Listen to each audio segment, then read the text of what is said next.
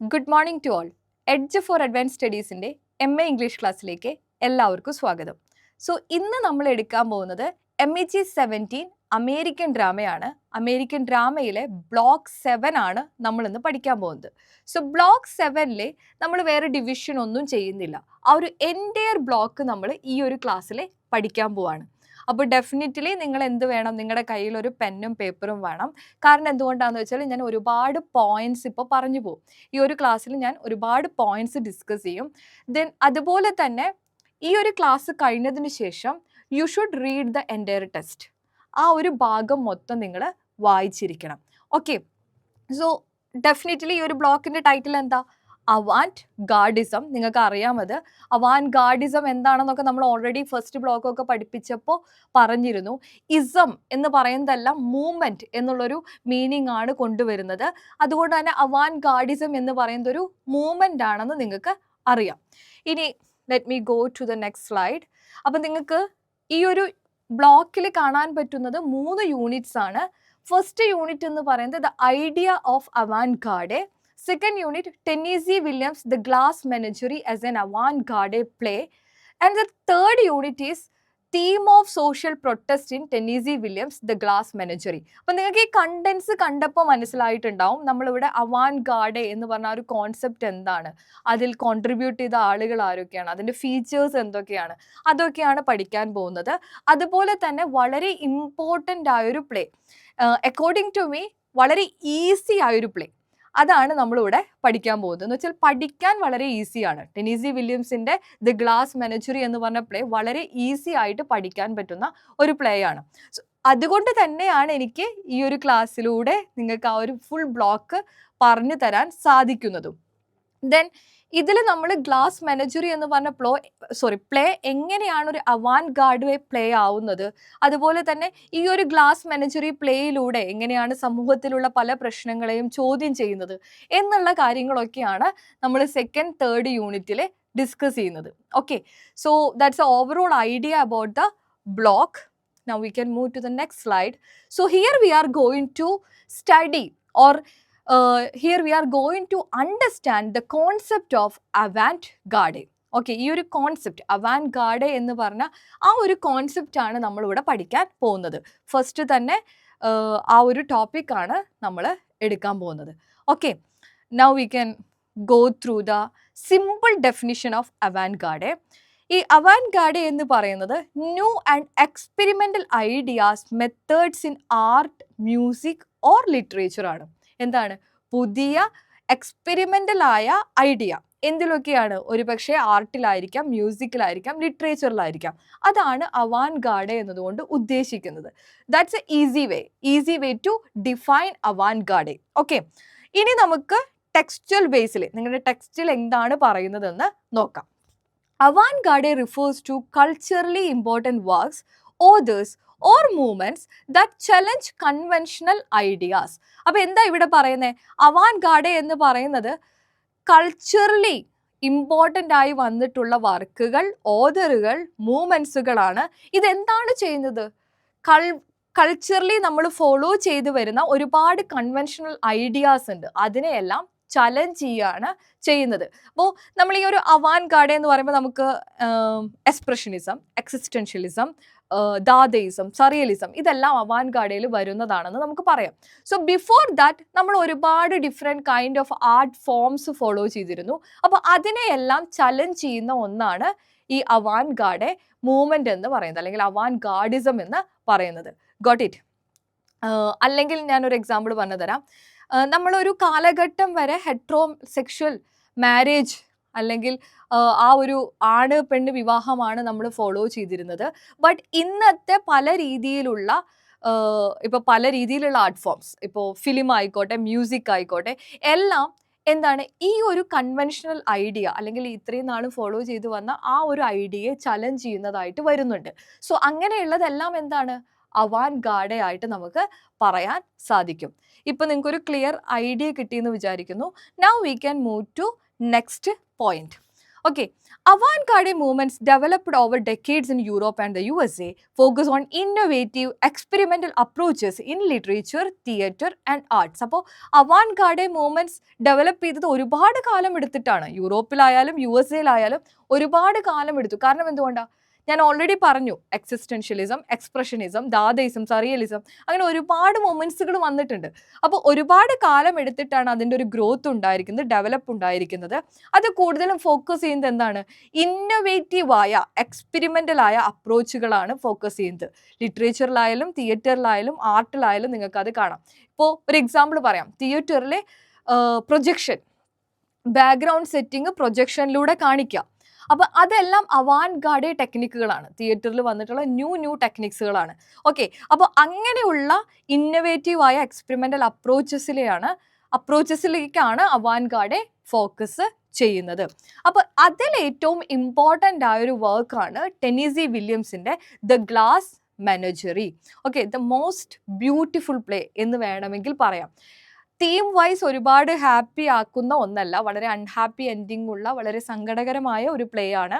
But still ഞാൻ പഠിക്കുന്ന കാലത്ത് വളരെ ഈസി ആയിട്ട് പഠിക്കാൻ പറ്റിയ ഒരു പ്ലേ ആണ്. അതുകൊണ്ടാണ് എനിക്ക് എപ്പോഴും എന്താ പറയുക, നിങ്ങളോട് ഞാൻ എപ്പോഴും പറയുന്നത് ഇറ്റ്സ് എ ഈസി വൺ എന്ന്. കാരണം ഈസി ആയിട്ട് നിങ്ങൾക്ക് പഠിച്ച് എടുക്കാൻ പറ്റും. ഇനി we can move to the next slide. Defining avant-garde. avant-garde എന്താണെന്ന് നമ്മൾ ഡിഫൈൻ ചെയ്യാണ്. നിങ്ങളുടെ ടെക്സ്റ്റ് ബുക്കിൽ വളരെ ഇമ്പോർട്ടൻ്റ് ആയ പോയിന്റ്സ് ആണ് ഞാനിവിടെ കൊടുത്തിട്ടുള്ളത്. ഐ നോ നിങ്ങളുടെ ടെക്സ്റ്റ് ബുക്ക് ഒരുപാട് ലെങ്തി ആണ്, ഒരുപാട് കാര്യങ്ങൾ പറയുന്നുണ്ട്. അപ്പോൾ അതിൻ്റെ ഒരു ക്രിസ്പ് വേർഷനാണ് ഇവിടെ, എന്ന് വെച്ചാൽ ഒരു ഷോർട്ട് വേർഷനാണ് ഇവിടെ നിങ്ങളുടെ മുമ്പിൽ ഞാൻ പ്രസൻറ്റ് ചെയ്യുന്നത്. And I can guarantee you, ഈ ഒരു ക്ലാസ് കേട്ടതിന് ശേഷം you can easily write the exam also.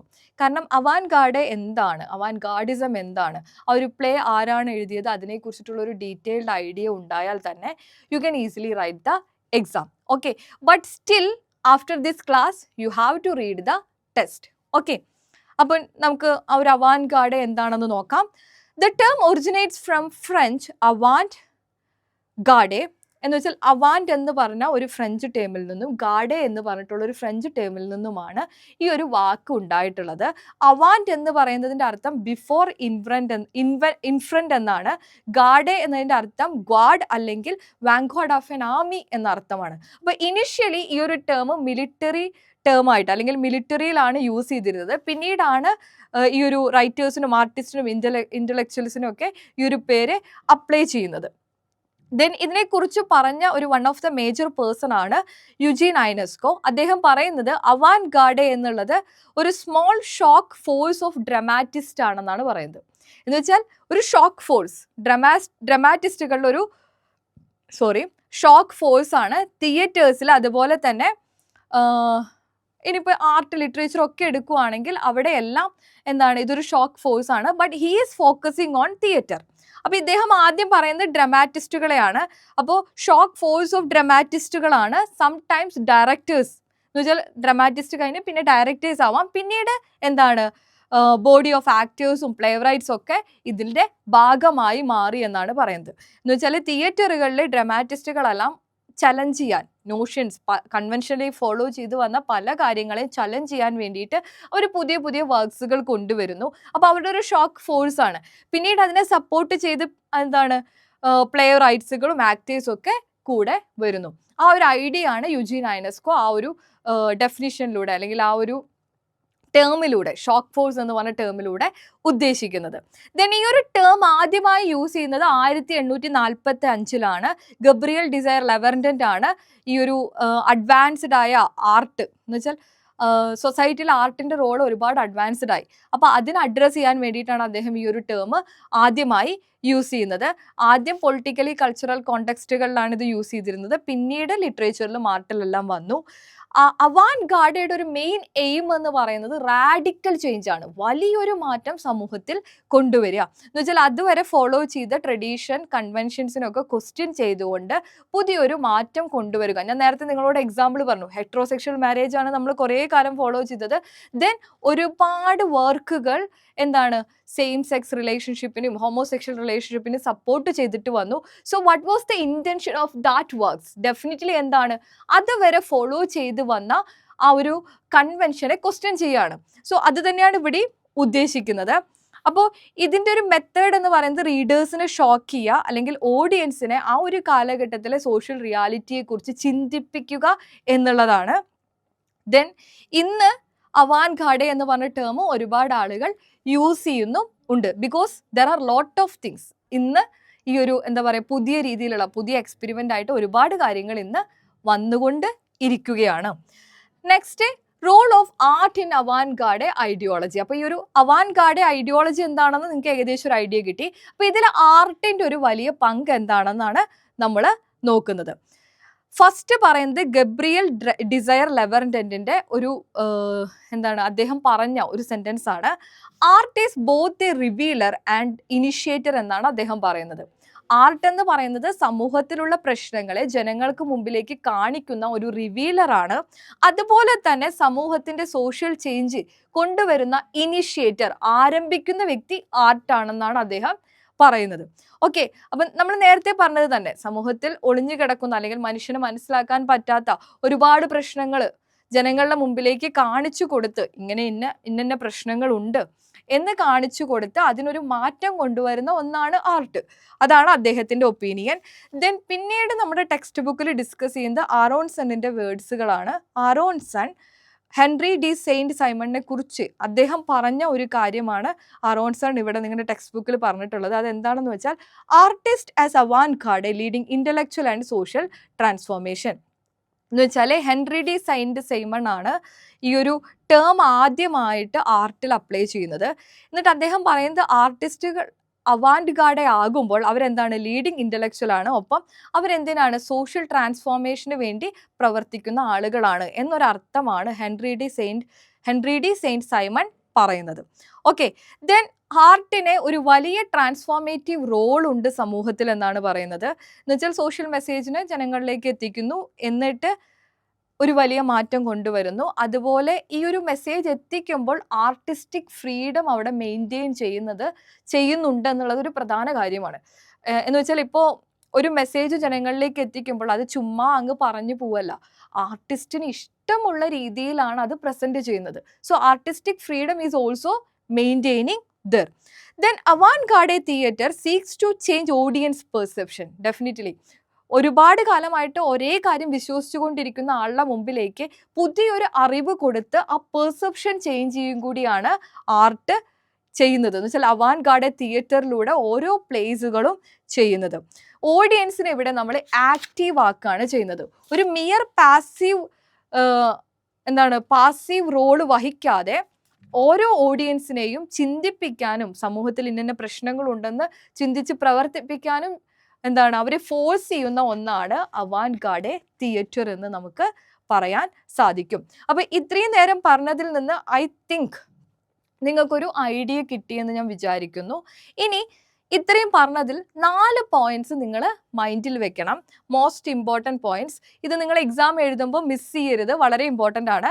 First one, Avangard എന്ന് പറയുന്നത് ആർട്ടിൽ വന്നിട്ടുള്ള ഒരു ഇന്നൊവേഷൻ ആണ്, തിയേറ്ററിൽ വന്നിട്ടുള്ള ഒരു ഇന്നൊവേഷൻ ആണ്, ലിറ്ററേച്ചറിൽ വന്നിട്ടുള്ള ഒരു ഇന്നൊവേഷൻ ആണ്. ദെൻ സെക്കൻഡ് പോയിന്റ്, അതുവരെ ഉണ്ടായിരുന്ന ട്രഡീഷണൽ നോംസുകളെ ചലഞ്ച് ചെയ്യുകയും ഒരു റാഡിക്കൽ തിങ്കിങ് ജനങ്ങളുടെ ഇടയിലേക്ക് കൊണ്ടുവരാനും അതിനെ എൻകറേജ് ചെയ്യാനും വന്നതാണ് അവാൻഗാർഡിസം. Then third point, social cultural aesthetic transformation ആണ് മെയിൻ എയിം എന്ന് പറയുന്നത്. Okay, so the third point, seek social cultural and aesthetic transformation. സമൂഹത്തിൽ ഒരു വലിയ മാറ്റം, സാംസ്കാരികമായിട്ട് വലിയ മാറ്റം, അതുപോലെ തന്നെ ആസ്തെറ്റിക്കലിയും വലിയൊരു മാറ്റം കൊണ്ടുവരിക എന്നുള്ളതാണ് ഇതിൻ്റെ മെയിൻ എയിം എന്ന് പറയുന്നത്. Then the last point, audience engagement ആണ്. എന്ന് വെച്ചാൽ ഓഡിയൻസിനെ ആക്റ്റീവ് ആക്കുക. ഓഡിയൻസ് എൻഗേജ്മെന്റ് ഈസ് ക്രൂഷ്യൽ എന്നാണ് പറയുന്നത്. കാരണം എന്തുകൊണ്ടാണ്, അവർ റീതിങ്ക് ചെയ്യണം, റീഇൻറ്റർപ്രറ്റ് ചെയ്തിട്ട് അവരാണ് ആക്ട് ചെയ്യേണ്ടത്. ഓക്കെ, അപ്പോൾ ഈ 4 പോയിന്റ്സ് കീ പോയിന്റ്സ് ആണ്, കീ പോയിന്റ്സ് ഓഫ് അവാൻഗാർഡിസം ആണ്. So study well. Okay, now we can move to the next section, avant-garde and tradition. എങ്ങനെയാണ് അവാൻഗാർഡയും ട്രഡീഷനും തമ്മിൽ ചേർന്ന് പോകുന്നത്? അവരടിയാണോ, അത് പിരിഞ്ഞു പോയിരിക്കുകയാണോ എന്നുള്ളതൊക്കെ നമുക്ക് നോക്കാം. നമ്മൾ ഓൾറെഡി അത് പറഞ്ഞതാണ്, നമ്മൾ അതിൻ്റെ ഒരു ട്രെയിലർ ആദ്യമേ കേട്ടു അല്ലേ. എന്താണ്, ട്രഡീഷൻ ഫോളോ ചെയ്യാൻ അവാൻഡ് ഗാർഡേക്കാർക്ക് അല്ലെങ്കിൽ അവാൻഡ് ഗാർഡിസം ഫോളോ ചെയ്യുന്ന ആളുകൾക്ക് താല്പര്യമില്ല, ആ മൂവ്മെന്റിലുള്ള ആളുകൾക്ക് അതിന് താല്പര്യമില്ലെന്ന് നമ്മൾ ഓൾറെഡി പറഞ്ഞു. സോ അതുകൊണ്ട് തന്നെ ഇവർ തമ്മിൽ, അവാൻഡ് ഗാർഡയും ട്രഡീഷനും തമ്മിൽ കോൺഫ്ലിക്ച്വൽ റിലേഷൻഷിപ്പാണ്. ഇവർക്ക് പരസ്പരം ഒത്തുപോകാൻ പറ്റില്ല. ട്രഡീഷൻ എന്ന് പറയുമ്പോൾ എന്താണ്, ബിലീഫ്സ്, കസ്റ്റംസ്, റൈറ്റ്സ്, പ്രാക്ടീസസ് ഒരു ജനറേഷനിൽ നിന്ന് മറ്റൊരു ജനറേഷനിലേക്ക് വന്ന ഈ കാര്യങ്ങൾക്കെല്ലാം എഗെയിൻസ്റ്റ് ആണ് അവാൻഡ് ഗാർഡ് എന്നാണ് പറയുന്നത്. അവാൻഡ് ഗാർഡ് ഈ ഒരു ട്രഡീഷണൽ ആയിട്ട് ഫോളോ ചെയ്ത് വന്ന കാര്യങ്ങളെ ക്വസ്റ്റ്യൻ ചെയ്യുകയും റിയാക്ട് ചെയ്യുകയും ചെയ്യുന്നു. ഓൾഡ് ട്രഡീഷൻ്റെ ഒരു പ്രത്യേകത എന്താണ്, often impede individual and societal progress അല്ലേ. പണ്ടത്തെ ട്രഡീഷൻ എപ്പോഴും എന്താണ്, സമൂഹത്തെ ഒരു സ്റ്റാറ്റിക് ആയിട്ട് നിർത്തുകയാണ് ചെയ്തിരുന്നത്, അതിനൊരു ട്രാൻസ്ഫോർമേഷനിലേക്ക് സഹായിച്ചിരുന്നില്ല, അതിനൊരു തടസ്സമായിരുന്നു, ഡിലേ ചെയ്യുമായിരുന്നു ചെയ്തിരുന്നത്. അപ്പോൾ അതിനെല്ലാം ക്വസ്റ്റ്യൻ ചെയ്യുന്ന ഒന്നായിരുന്നു അവാൻഡ് ഗാർഡ് എന്നാണ് പറയുന്നത്. ഇനി യുജീൻ ഐനസ്കോ പറഞ്ഞിട്ടുള്ള ഒരു വേർഡാണ്, നിങ്ങൾക്ക് whenever U will get a question like this, എന്ന് വെച്ചാൽ എന്താണ് ഈ അവാൻഡ് ഗാർഡയും ട്രഡീഷനും തമ്മിലുള്ള റിലേഷൻ, അങ്ങനെ ഒരു ക്വസ്റ്റ്യൻ കിട്ടുവാണെങ്കിൽ try to quote others. Okay, maximum നല്ല നല്ല ഫേമസ് സ്കോളേഴ്സ് പറഞ്ഞ കാര്യങ്ങൾ കോട്ട് ചെയ്യാൻ ശ്രമിക്കുക. അപ്പോൾ യുജീൻ ഐനസ്കോ പറഞ്ഞുള്ള ഒരു കാര്യമാണ്, avant garde opposition and rupture to the current time. Okay, ഇപ്പോഴത്തെ ടൈമിൽ അവാൻഡ് ഗാർഡ് എന്ന് പറയുന്നത് ഒപ്പോസിഷൻ ആണ്, ഒപ്പം ബ്രേക്ക് ആണ്. ഓക്കെ, നമ്മൾ ഇത്രയും കാലം ഫോളോ ചെയ്ത് വന്നതിനെ ഒപ്പോസ് ചെയ്ത് അതിൽ നിന്ന് ബ്രേക്ക് ചെയ്ത് വന്ന ഒന്നാണെന്നാണ് യുജീൻ ഐനസ്കോ പറയുന്നത്. Next person Renato Poggioli. I don't know how to pronounce that word. Maybe വേറെ വല്ല നെയിം ആയിരിക്കാം. You just Google it. Poggiali. That's what I understood from that script. So, Renato Poggiali, avant-garde, anti-classical, anti-traditional tension between retrospective utopia and futuristic utopia എന്നാണ് പറയുന്നത്. എന്ന് വെച്ചാൽ അവാൻഡ് guard എന്ന് പറയുന്നത് anti classical ആണ്. നമ്മൾ പറഞ്ഞു ക്ലാസിക്കൽ ആയിട്ടുള്ള ട്രഡീഷണൽ ആയ കാര്യങ്ങൾക്ക് എഗെയിൻസ്റ്റ് ആണ്. സോ ആൻറ്റി ക്ലാസിക്കൽ ആണ്, ആൻറ്റി ട്രഡീഷണൽ ആണ്. ഒപ്പം ഇതിൽ നമുക്ക് കാണാൻ പറ്റിയ റെട്രോസ്പെക്റ്റീവ് ഉട്ടോപ്പിയ എന്ന് വെച്ചാൽ കഴിഞ്ഞു പോകുന്ന, എന്ന് വെച്ചാൽ നമ്മുടെ പാസ്റ്റിൽ കടന്നു പോകുന്ന ഉട്ടോപ്പിയയും ഫ്യൂച്ചറിസ്റ്റിക് ആയ ഉട്ടോപ്പിയയും തമ്മിലുള്ള ഒരു ടെൻഷനാണ് നമുക്കിതിൽ കാണാൻ പറ്റുക എന്നാണ് റെനാറ്റോ പറയുന്നത്. ഇനി മറ്റുള്ള ക്രിറ്റിക്സ് എന്ന് വെച്ചാൽ ആരോൺസൺ, ഡേവിഡ് ഗ്രേവർ, ഗുണ്ടർ ബഗ്വാൻ, ദെൻ ജെയിംസ് എം, ഇവരെല്ലാം പറയുന്നത് അവാൻഡ് ഗാർഡ് അതുവരെ എസ്റ്റാബ്ലിഷ് ചെയ്ത culture, social institution, artistical conventions ഇതെല്ലാം ഓപ്പോസ് ചെയ്യുകയാണെന്നാണ് ഇത്രയും ക്രിറ്റിക്സ് പറയുന്നത്. അപ്പോൾ നിങ്ങൾക്ക് പറ്റുന്ന രീതിയിൽ ഒന്നോ രണ്ടോ പേരുടെ കോട്ട് ചെയ്തിട്ട് എഴുതാം. ഇനി ഇതിൻ്റെ ഒരു പർപ്പസ് എന്ന് പറയുന്നത് റീഡേഴ്സിൻ്റെ, ഓഡിയൻസിൻ്റെ, സൊസൈറ്റിയുടെ പെർസെപ്ഷൻ ട്രാൻസ്ഫോം ചെയ്യുക. ദെൻ ഡെഫിനറ്റ്ലി ട്രഡീഷനെ ക്വസ്റ്റ്യൻ ചെയ്തിട്ടാണ് വന്നത്. ബട്ട് ഗ്രാജ്വലി അവാൻഡ് ഗാർഡ് ട്രഡീഷൻ്റെ ഒരു ഭാഗമായി മാറുകയാണ് ചെയ്തത്. നമുക്കത് അറിയാം അല്ലേ. ഡെഫിനറ്റ്ലി നമ്മൾ ഇത്രയും കാലം നമ്മൾ പുതിയൊരു കാര്യം കുറച്ചു കാലം ചെയ്യുമ്പോൾ അത് മെല്ലെ ട്രഡീഷൻ്റെ ഭാഗമായി മാറും. സെയിം വേ അവാൻഡ് ഗാർഡയും ട്രഡീഷൻ്റെ ഭാഗമായി വന്ന് ഇന്ന് റിന്യൂവലും റീപ്ലേസ്മെൻറ്റും ഒക്കെ ആവശ്യമുള്ള ഒന്നായി മാറിയിരിക്കുന്നു എന്നാണ് പറയുന്നത്. ഓക്കെ, അപ്പോൾ I hope you got an idea about avant garde and tradition. Now we can move to the next slide. And here we are going to discuss about avant-garde and modernism. അപ്പോൾ നമ്മൾ tradition ആണ് നേരത്തെ പറഞ്ഞത്. ഇനി മോഡേണിസവുമായിട്ട് എന്താണ് connection എന്ന് നോക്കാം. avant-garde is modern, definitely modern ആണ്, എക്സ്പെരിമെൻ്റൽ ആണ്. മോഡേണിസ്റ്റ് മൂവ്മെൻറ്റിൻ്റെ ഒരു ഭാഗമാണ് avant-garde എന്ന് പറയുന്നത്. മോഡേണിസം എന്ന് പറയുന്നത് നമുക്കറിയാം ബ്രോഡ് ആയിട്ടുള്ളൊരു ടേമാണ്. കാരണം ഒരുപാട് ആർട്ടിസ്റ്റിക് ട്രഡീഷൻസ് ഉൾപ്പെടുത്തിയിട്ടുള്ള ഒന്നാണ് മോഡേണിസം. അതിലൊന്നാണ് avant-gardism എന്ന് നമുക്ക് പറയാൻ സാധിക്കും. ഇനി മിക്ലോസ് സബോൾസി അദ്ദേഹം പറഞ്ഞത് മോഡേണിസം എന്ന് പറയുന്നത് വളരെ ജനറൽ ആണ്, പക്ഷെ avant-garde ഒരു ഡിസ്റ്റിങ്ക്റ്റ് ആയ കൾച്ചറൽ ഫോർമേഷൻ ആണെന്നാണ് അദ്ദേഹത്തിൻ്റെ ഒപ്പീനിയൻ.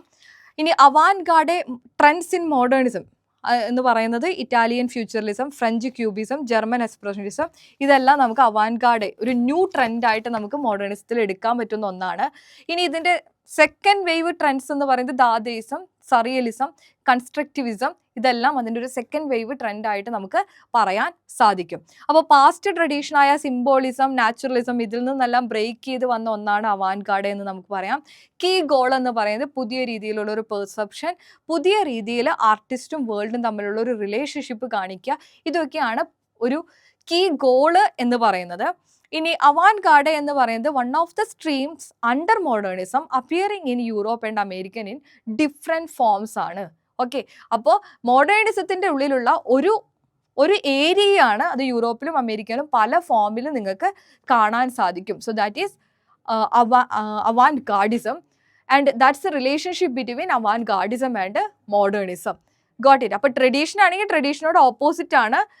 മോഡേണിസം ആണെങ്കിൽ അവാൻഗാർഡയും മോഡേണിസം തമ്മിൽ കണക്റ്റഡ് ആണ്. മോഡേണിസത്തിൻ്റെ ഒരു ഭാഗമാണ് അവാൻഗാർഡിസം എന്ന് നമുക്ക് പറയാൻ സാധിക്കും. Okay, clear? Now features of avant-garde. എന്തൊക്കെ ക്യാരക്ടറിസ്റ്റിക്സ് ഉണ്ട്, എന്തൊക്കെ ഫീച്ചേഴ്സ് ഉണ്ടെന്ന് നമുക്ക് നോക്കാം. Definitely the first one, idealistic desire to change the world, അല്ലേ? ലോകത്തെ മാറ്റുക എന്നുള്ള ഒരു വലിയ ഡിസയറിൽ നിന്ന് വന്നിട്ടുള്ളതാണ് അവാൻഗാർഡ് എന്ന് പറയുന്നത്. ആൻറ്റി എസ്റ്റാബ്ലിഷ്മെൻറ്റ് സ്റ്റാൻസ് നമുക്ക് കാണാൻ സാധിക്കും. ഇന്നൊവേറ്റീവ് സ്റ്റൈൽസ് നമുക്ക് യൂസ് ചെയ്യുന്നത് കാണാം.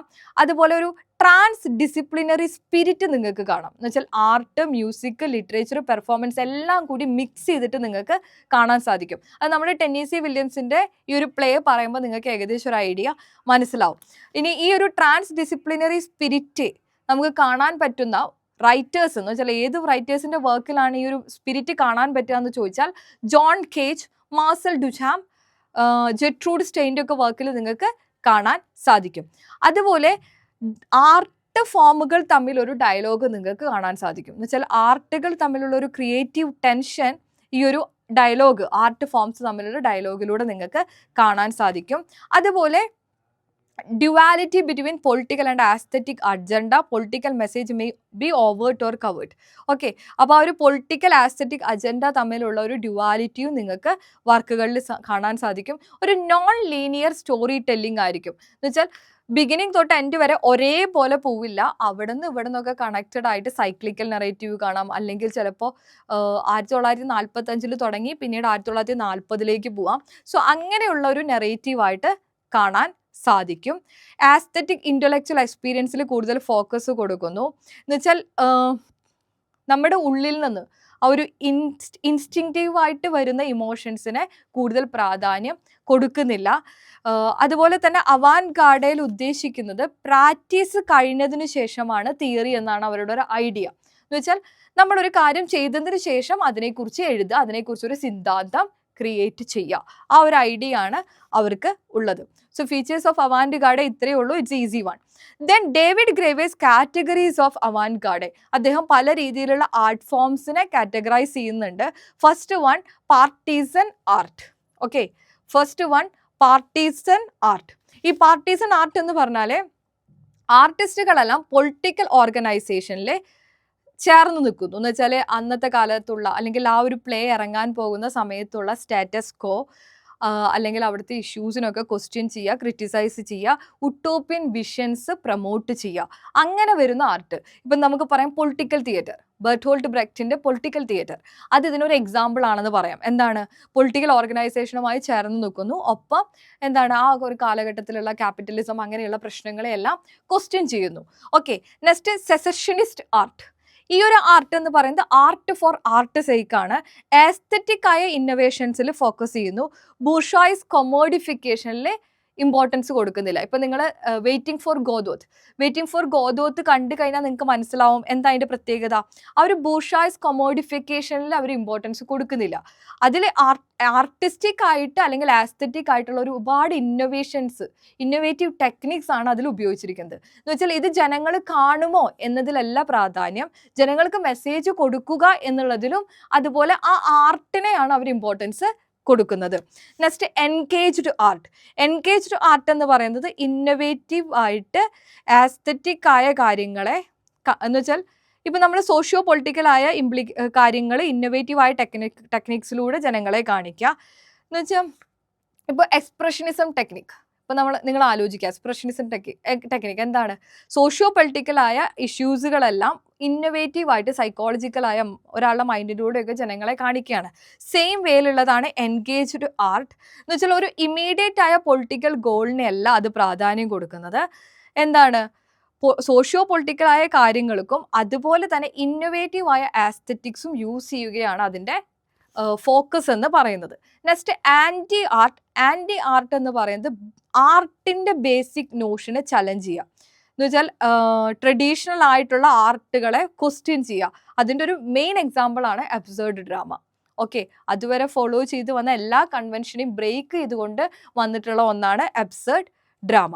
Next innovatively aestheticized commodities. ഇതിൻ്റെ പ്രത്യേകത എന്താണെന്ന് നോക്കാം. എന്ന് വെച്ചാൽ ആർട്ടിനെ പോപ്പുലർ കൾച്ചറുമായി മിക്സ് ചെയ്യുക, ആസ്തറ്റിക്സിനെ പ്രൊഡക്റ്റുമായിട്ട് ചേർക്കുക, അഡ്വർടൈസിങ്ങുമായിട്ട് ചേർക്കുക, ഡിസൈനുമായി ചേർക്കുക. എന്ന് വെച്ചാൽ കൊമേഴ്ഷ്യൽ ആയിട്ടുള്ള വെഞ്ചേഴ്സുമായിട്ട് ആർട്ടിനെ ബ്ലെൻഡ് ചെയ്യുന്ന ഒന്നാണ് അത്. ഓക്കെ, അപ്പോൾ ഇത്രയാണ് അദ്ദേഹത്തിൻ്റെ ഡിവിഷൻ എന്ന് പറയുന്നത്. Categories: partisan art, secessionist art, engaged art, anti art, innovatively aestheticized commodities. Okay, so ഇത് നന്നായി പഠിക്കുക. Definitely you will get a question from this side. കാരണം എന്തുകൊണ്ടാണെന്ന് വെച്ചാൽ ഒരാളുടെ പേര് മെൻഷൻ ചെയ്തിട്ടാണ് അദ്ദേഹം കൊണ്ടുവന്ന ഈ ഡിവിഷൻ നിങ്ങൾക്ക് പഠിപ്പിച്ചു തരുന്നത്. സോ ഡെഫിനറ്റ്ലി ഇങ്ങനെ ഒരു ഏരിയയിൽ നിന്ന് ഒരു ഷുവർ ക്വസ്റ്റ്യൻ പ്രതീക്ഷിക്കാം. So study well. Now we need to study about the history of growth and birth of avant-garde. Okay, avant-gardeയുടെ ബർത്തും അതിൻ്റെ ഒരു ഗ്രോത്തും നമുക്ക് പഠിക്കണം. അപ്പോൾ ഫസ്റ്റ് തന്നെ ആദ്യത്തെ ഒരു ഇൻഫ്ലുവൻസ് ഏതിൽ നിന്നൊക്കെയാണെന്ന് നോക്കാം. ഏകദേശം 19th സെഞ്ച്വറിയുടെ അവസാന ഘട്ടത്തിലാണ് avant-garde ആരംഭിക്കുന്നത്. പിന്നീട് first half of the 20th century വരെ നിങ്ങൾക്കത് കാണാൻ സാധിക്കും. ഒരുപാട് വലിയ ഇൻഫ്ലുവൻസസ് എന്ന് പറയുന്നത് ഒന്ന് സിംബോളിസ്റ്റ് പോയിറ്റ്സ്, ചാൾസ് ബോഡ്ലെയർ, അതുപോലെ തന്നെ സ്റ്റീഫൻ മെലാമെ, ഇവരുടെയൊക്കെ വർക്ക്സിൽ നിന്ന് ഒരുപാട് ഇൻഫ്ലുവൻസ് ഉണ്ടായിട്ടുണ്ടെന്നാണ് പറയുന്നത്. ചാൾസ് ബോഡ്ലെയറിൻ്റെ ഒരു പ്രത്യേകത എന്താ വെച്ചാൽ കൺവെൻഷണൽ ആസ്തറ്റിക്സുകളിൽ നിന്നൊക്കെ ബ്രേക്ക് ചെയ്തിട്ട് അതിൽ നിന്നൊക്കെ വിട്ടു നിന്നിട്ടാണ് അദ്ദേഹത്തിൻ്റെ വർക്ക് സിനാസ്തേഷ്യ അങ്ങനെയുള്ള പുതിയ പുതിയ ടേംസുകൾ എന്ന് വെച്ചാൽ പുതിയ പുതിയ ടെക്നിക്കുകൾ അദ്ദേഹം കൊണ്ടുവന്നു. അതുപോലെ റിവോൾട്ടിന് വേണ്ടിയിട്ടാണ് അദ്ദേഹം എഴുതിയതെന്ന് വെച്ചാൽ സമൂഹത്തിലുള്ള കാര്യങ്ങളെ ക്വസ്റ്റ്യൻ ചെയ്യാൻ വേണ്ടിയിട്ടാണ് അദ്ദേഹം എഴുതിയത്. ദെൻ സ്റ്റീഫൻ മെലാമെ ഫോക്കസ് ചെയ്തത് പ്യുവർ പോയിട്രിയിലാണ്. അതുപോലെ ഇലുസറി നാച്ചർ ഓഫ് ബീയിങ് എന്ന് വെച്ചാൽ കുറച്ചും കൂടി ഇലുസ്ട്രേറ്റീവ് ആയിട്ട് ഉള്ള കാര്യങ്ങളെയാണ് അദ്ദേഹം ഫോക്കസ് ചെയ്തത്. ഓക്കെ, പ്യുവർ പോയിട്രിയാണ് അദ്ദേഹം കൂടുതലും ഫോക്കസ് ചെയ്തിരുന്നത്. അപ്പോൾ ഇവർ രണ്ടുപേരുടെ ഇൻഫ്ലുവൻസ് ഉണ്ട്. Then art for art's sake, French സിംബോളിസത്തിൽ നിന്ന് ഇൻസ്പയർ ആയിട്ടുള്ളതാണ്. അതുപോലെ തന്നെ ഇംപ്രഷനിസം, അതിൻ്റെ ഒരു ഇൻഫ്ലുവൻസും നിങ്ങൾക്ക് കാണാൻ സാധിക്കും. എന്ന് വെച്ചാൽ ലൈറ്റ്, ഷാഡോ, സ്പോണ്ടാനിറ്റി, അതിലൊക്കെ ഫോക്കസ് ചെയ്ത് നിങ്ങൾക്ക് അവാൻഗാർഡിസത്തിൽ കാണാം. അതിൽ കീ ആർട്ടിസ്റ്റുകളാണ് ഡിഗാസ്, സെസാനെ, പിസാറോ, മാനറ്റ്, മോനറ്റ്. ഓക്കെ, അപ്പോൾ ഇതാണ് ഏർലി ഇൻഫ്ലുവൻസ് അല്ലെങ്കിൽ ആ ഒരു ബർത്തും അതിൻ്റെ ഒരു ഇൻഫ്ലുവൻസ് എന്ന് പറയുന്നത് ഇതാണ്. സിംബോളിസ്റ്റ് മൂവ്മെൻറ്റ് അല്ലെങ്കിൽ സിംബോളിസ്റ്റ് പോയിറ്റ്സിൽ നിന്ന് ഇൻഫ്ലുവൻസ്ഡ് ആയിട്ടുണ്ട്. ആർട്ട് ഫോർ ആർട്ട് സേക്ക് എന്ന് പറഞ്ഞ ഫ്രഞ്ച് സിംബോളിസത്തിൻ്റെ ഐഡിയയിൽ നിന്ന് ഇൻസ്പയർ ആയിട്ടുണ്ട്. അതുപോലെ ഇംപ്രഷനിസത്തിൽ നിന്നും ഇൻസ്പയർ ആയിട്ടുണ്ട്. Then major avant-garde movements. Just a moment. Okay, major avant-garde movements. First one cubism. Cubism എന്ന് പറയുന്നത് പാബ്ലോ പിക്കാസോ സ്റ്റാർട്ട് ചെയ്ത ഒന്നാണ്. അബ്സ്ട്രാക്ഷനും പ്രിമിറ്റീവ് ആർട്ട് ഫോമിനെയും എംബ്രേസ് ചെയ്ത ഒന്നാണ് ക്യൂബിസം എന്ന് പറയുന്നത്. നെക്സ്റ്റ് സറിയലിസം ഉദ്ദേശിക്കുന്നത് നമ്മുടെ അൺകോൺഷ്യസ് ആയ ഡിസയേഴ്സിലൂടെ സൊസൈറ്റിയെ ഇൻവെൻറ്റ് ചെയ്യലായിരുന്നു അവരുടെ ഒരു ഫോക്കസ് എന്ന് പറയുന്നത്. ആൻഡ്രി ബ്രെറ്റൻ, അതുപോലെ മാക്സ് ഏർണസ്റ്റ്, സൽവാദോർ ദാലി, മാർസൽ ഡുചാം, ഇവരൊക്കെയാണ് സറിയലിസത്തിൻ്റെ ഇമ്പോർട്ടൻറ്റ് റൈറ്റേഴ്സ് എന്ന് പറയുന്നത്. നിങ്ങൾ ഈ സറിയലിസം എന്ന് പറഞ്ഞപ്പോൾ ഐ ഹോപ്പ് നിങ്ങൾ എംപറർ ജോൺസ് പഠിച്ചു അല്ലേ? എംപറർ ജോൺസിൽ നമ്മൾ സറിയലിസം ഒക്കെ പറഞ്ഞതാണ്. Then next expressionism. Definitely Emperor Jones ആണ് വൺ ഓഫ് ദി എക്സാമ്പിൾ. ജർമ്മനിയിലാണ് അത് ബിഗൺ ചെയ്യുന്നത്. ഗ്രോട്ടസ്ക്യൂ, അതുപോലെ തന്നെ ഫ്രാഗ്മെൻറ്റഡ് ആയ ഡിസ്കണ്ടിന്യൂസ് ആസ്തറ്റിക്സ് ആണ് അവർ കൂടുതലും ഫോക്കസ് ചെയ്തത്. റിയാലിറ്റിയും ഐഡിയോളജിയും ചലഞ്ച് ചെയ്യാനാണ് അവരത് യൂസ് ചെയ്തത്. ദെൻ ദാദയിസം എന്ന് പറയുന്നത് ഒരു ആൻറ്റി ആർട്ട് സ്റ്റാൻസ് ആണ്. പൊളിറ്റിക്കൽ പാംഫ്ലെറ്റ്സ്, മാനിഫെസ്റ്റോസ്, സൗണ്ട് പോയംസ് ഒക്കെയാണ് അവർ യൂസ് ചെയ്തത്. എന്ന് വെച്ചാൽ സമൂഹത്തിനെ ക്രിറ്റിസൈസ് ചെയ്യാൻ വേണ്ടിയിട്ട് തന്നെ ആർട്ടിന് ഉപയോഗിക്കുക. അതായിരുന്നു ദാദയിസം ചെയ്തിരുന്നത്. ദെൻ ഫ്യൂച്ചറിസം ഇറ്റലിയിലാണ് ആരംഭിക്കുന്നത്. ഫിലിപ്പോ മാരിനെറ്റി ആണ് അത് കോയിൻ ചെയ്യുന്നത്. സ്പീഡ്, ടെക്നോളജി, സോഷ്യൽ ട്രാൻസ്ഫോർമേഷൻ ഒക്കെയാണ് അവരതിൽ സെലിബ്രേറ്റ് ചെയ്തിരുന്നത്. മെയിൻ തീം ഇതിനെ റിലേറ്റ് ചെയ്തിട്ട് ആയിരുന്നു. ദെൻ കൺസ്ട്രക്റ്റിവിസം ആർട്ടിനെയും പൊളിറ്റിക്കൽ ഐഡിയസിനെയും ഒരുപോലെ മെർജ് ചെയ്തുകൊണ്ട് സോഷ്യലിസ്റ്റ് ഐഡിയൽസ് ജനങ്ങൾക്ക് കാണിച്ചു കൊടുക്കാൻ, അതുപോലെ തന്നെ ജനങ്ങളുടെ ഇടയിൽ ഒരു മാറ്റം കൊണ്ടുവരാൻ, അതിനൊക്കെയാണ് കൺസ്ട്രക്റ്റിവിസം വന്നത്. ഏകദേശം 1920s അത് ആരംഭിക്കുന്നത്. ഇത് ആർക്കിടെക്ചർ, ഗ്രാഫിക്സ്, സെറാമിക്സിലൊക്കെ നിങ്ങൾക്ക് കാണാൻ സാധിക്കും.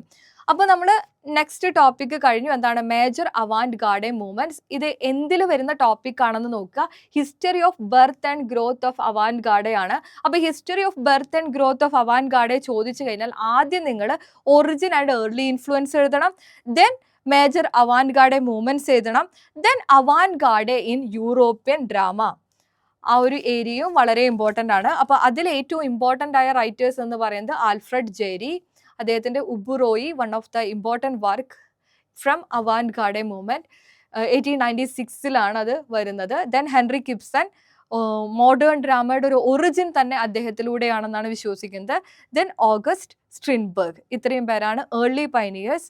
ദെൻ ഇന്നോവേറ്റീവ് പ്ലേ റൈറ്റ്സ് എന്ന് പറയുന്നത് ലൂയിങ്കി Pirandello, 6 characters in search of an author. ആ ടൈറ്റിൽ തന്നെ വളരെ ഇന്നോവേറ്റീവ് ആണ്. അതുപോലെ ബെർട്ടോൾട്ട് ബ്രെക്റ്റ്.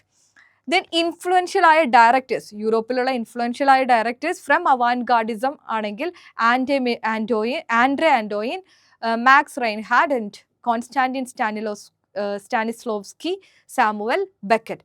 ദെൻ ഒരുപാട് കൊളാബറേറ്റഡ് വർക്കുകൾ കാണാം. Jean Cocteau's Antigone, sets by Pablo Picasso, then Tristan Tzara's gas heart. Okay. Then theatre of the absurd വളരെ important ആയൊരു മൂവ്മെൻ്റ് ആണ്, റിലേറ്റഡ് ടു അവാൻഡ് ഗാർഡിസം, അല്ലെങ്കിൽ അവാൻഡ് ഗാർഡിസത്തിലുള്ള വളരെ ഇമ്പോർട്ടൻ്റ് ആയൊരു മൂവ്മെൻ്റ് ആണ്. Eugene Ionesco, Samuel Beckett, Jean Genet ഒക്കെയാണ് ഇതിൻ്റെ മേജർ റൈറ്റേഴ്സ്. കീ വർക്ക്സ് എന്ന് പറയുന്നത് waiting for Godot, the bald soprano, the maid's, the rooms. Then ഇതിനൊരു ഇമ്പാക്റ്റ് എന്ന് പറയുകയാണെങ്കിൽ അമേരിക്കൻ അവാൻഡ് ഗാർഡ് ആർട്ടിസ്റ്റിലും ഏകദേശം മിഡ് 20th century കൂടി ഈ ഒരു യൂറോപ്യൻ അവാൻഡ് ഗാർഡ് ഡ്രാമ എന്താണ് ഇൻഫ്ലുവൻസ് ചെയ്തു. വലിയൊരു മാറ്റം അമേരിക്കൻ ഡ്രാമയിലും കൊണ്ടുവന്നു എന്നാണ് പറയുന്നത്. അപ്പോൾ ഡെഫിനറ്റ്ലി നിങ്ങൾ ഈ ഒരു 3 സബ് ഹെഡിങ് നല്ല രീതിയിൽ പഠിക്കുക. ഇതിലുള്ള പോയിന്റ്സ് തന്നെ പഠിച്ചാൽ മതി. ഒരുപാട് കഷ്ടപ്പെട്ട് പഠിക്കേണ്ട. ഇനി ആർക്കെങ്കിലും കൂടുതൽ എഴുതണമെങ്കിൽ ഇറ്റ്സ് അപ് ടു യു. നിങ്ങൾക്ക് വേണമെങ്കിൽ ഡീറ്റെയിൽഡ് ആയിട്ട് എഴുതാം. ബട്ട് സ്റ്റിൽ ഈ ഒരു പോയിന്റ്സ് തന്നെ കുറച്ചും കൂടി എക്സ്പ്ലെയിൻ ചെയ്ത് എഴുതി കഴിഞ്ഞാൽ you will get good marks. ഇനി next avant garde arrives in America. Avant garde arrives in അമേരിക്കയിൽ ഫസ്റ്റ് എന്ന് പറയുന്നത് അതിൻ്റെ ഒരു ഏർലി കോണ്ടെക്സ്റ്റും ഇൻട്രൊഡക്ഷനുമാണ്. എന്ന് വെച്ചാൽ അവാൻഡ് ഗാർഡെ അമേരിക്കയിൽ വന്നത് എപ്പോഴാണ്, അതിൻ്റെ ഒരു ഏർലി കോണ്ടെക്സ്റ്റ് എന്തൊക്കെയാണെന്ന് നോക്കാം. ഏകദേശം ലേറ്റ് 1920s അവാൻഡ് ഗാർഡെ അമേരിക്കയിൽ വരുന്നത്. US കൾച്ചറൽ ലാൻഡ്സ്കേപ്സിലാണ് ആദ്യത്തെ മാറ്റം വരുന്നത്. 1929 മ്യൂസിയം ഓഫ് മോഡേൺ ആർട്ട് ന്യൂയോർക്കിൽ ഫൗണ്ട് ചെയ്തു. അതിലെ അമേരിക്കൻ ടേസ്റ്റിനെ ബേസ് ചെയ്തിട്ട് എന്ന് വെച്ചാൽ മ്യൂസിയം ഓഫ് മോഡേൺ ആർട്ടിൻ്റെ ഈ ഒരു what we can say this museum exhibition, ഈ മ്യൂസിയത്തിലുള്ള എക്സിബിഷൻ അമേരിക്കൻ ടേസ്റ്റിനെ വളരെയധികം ഇൻഫ്ലുവൻസ് ചെയ്തു എന്നാണ് പറയുന്നത്. ഇതിൽ മോഡേൺ ആർട്ടിനെ കുറിച്ചിട്ടുള്ള ഒരു എക്സിബിഷനാണ് അവിടെ നടത്തുന്നത്. ഡെഫിനറ്റ്ലി ഡിഫറെൻറ്റ് മൂവ്മെൻറ്റ്സിനെ കുറിച്ച് അതിൽ പറയുന്നുണ്ടാവും, ഡിഫറെൻറ്റ് ടെക്നിക്സിനെ കുറിച്ച് അതിൽ പറയുന്നുണ്ടാവും. സോ അത് അമേരിക്കൻ പീപ്പിൾ അത് കാണുകയും അതിൽ നിന്ന് ഇൻഫ്ലുവൻസ്ഡ് ആവുകയും ചെയ്തു എന്നാണ് പറയുന്നത് 1929. ദെൻ 1940s അബ്സ്ട്രാക്ട് എക്സ്പ്രഷനിസം കൊണ്ടുവന്നു. അതെന്ന് വെച്ചാൽ ഫോർമൽ ആസ്പെക്ട്സിലുള്ളൊരു എക്സ്പെരിമെൻറ്റ്സ് ആണ് അവിടെ കൊണ്ടുവന്നത്. ഇനി US വന്ന avant garde theatres arrived much later then in Europe. യൂറോപ്പിൽ നിന്ന് കുറേ കാലം കഴിഞ്ഞിട്ടാണ് അമേരിക്കയിൽ, എന്ന് വെച്ചാൽ യൂറോപ്പിൽ വന്നതിനേക്കാൾ കുറേ കാലം കഴിഞ്ഞിട്ടാണ് അമേരിക്കയിൽ വന്നത്. ഫസ്റ്റ് അമേരിക്കൻ അവാൻഡ് ഗാർഡെ പെർഫോമൻസ് നടന്നത് 1948 ബ്ലാക്ക് മൗണ്ടെയിൻ കോളേജിലാണ് നടന്നത്. എന്ന് വെച്ചാൽ ഒരു ഡൊമിനൻ എൻട്രൻസ്ഡ് മെയിൻ സ്ട്രീം കൾച്ചർ ഇല്ലാത്തത് കൊണ്ടാണ് ഈ ഒരു ഡിലേ സംഭവിച്ചത്. എന്ന് വെച്ചാൽ എസ്റ്റാബ്ലിഷ്ഡ് ആയ ട്രഡീഷൻസിന് അഗെയിൻസ്റ്റ് ആയിട്ടായിരുന്നു അവാൻഗാർഡ് ഉണ്ടായിരുന്നത്. പക്ഷെ അവിടെ ഒരു ഡൊമിനന്റ് കൾച്ചർ അമേരിക്കയിൽ ഉണ്ടായിരുന്നില്ല. അതായിരുന്നു ഇതിൻ്റെ ഒരു ലേറ്റ്നെസ് എന്ന് വെച്ചാൽ ഇതൊന്ന് ഡിലേ ആവാനുള്ള മെയിൻ കാരണമെന്ന് പറയുന്നത്. ദെൻ 1950s 1980സിലാണ് അവാൻഗാർഡ് തിയേറ്റർ റീഷേപ്പ് ചെയ്തത്. എന്ന് വെച്ചാൽ പ്രാക്ടീസസ് എല്ലാം അതുവരെ ഫോളോ ചെയ്തതിൽ നിന്ന് വ്യത്യസ്തമായ പ്രാക്ടീസസ് ആയി ന്യൂ തിയേറ്റർ സ്പേസ് ഫ്ലറിഷ് ചെയ്തത് അതിന് ശേഷമാണ്. Then key American avant-garde playwrights didn't change. Okay, first person definitely we have studied about him. I hope you have a clear idea about Eugene O'Neill. Eugene O'Neill ആണ് first person. 1888 തൊട്ട് 1953 വരെയാണ് അദ്ദേഹത്തിൻ്റെ കാലഘട്ടം. Greek tragedy, അതുപോലെ തന്നെ Ibsen, Henrik Ibsen, August Strindberg, German എക്സ്പ്രഷൻസിൽ നിന്നൊക്കെ influenced ആയ ഒരു വ്യക്തിയാണ് യുജീൻ ഒനീൽ. അദ്ദേഹം കോംപ്ലക്സ് ആയ സൈക്കോളജിക്കലായ കാര്യങ്ങളെയാണ് എക്സ്പ്ലോർ ചെയ്തത് അദ്ദേഹത്തിൻ്റെ വർക്കിൽ. അദ്ദേഹത്തിൻ്റെ വർക്കിൽ നിങ്ങൾക്ക് മാസ്കുകൾ യൂസ് ചെയ്യുന്നത് കാണാം. അതുപോലെ ലാംഗ്വേജിൻ്റെ ഫോമിലും സ്റ്റേജ് പ്രോപ്പർട്ടീസിലെല്ലാം ഒരുപാട് എക്സ്പെരിമെൻ്റ് അദ്ദേഹം ചെയ്തിട്ടുണ്ട്. Next person Tennessee Williams. 1911 തൊട്ട് 1983 വരെയാണ് അദ്ദേഹത്തിൻ്റെ കാലഘട്ടം.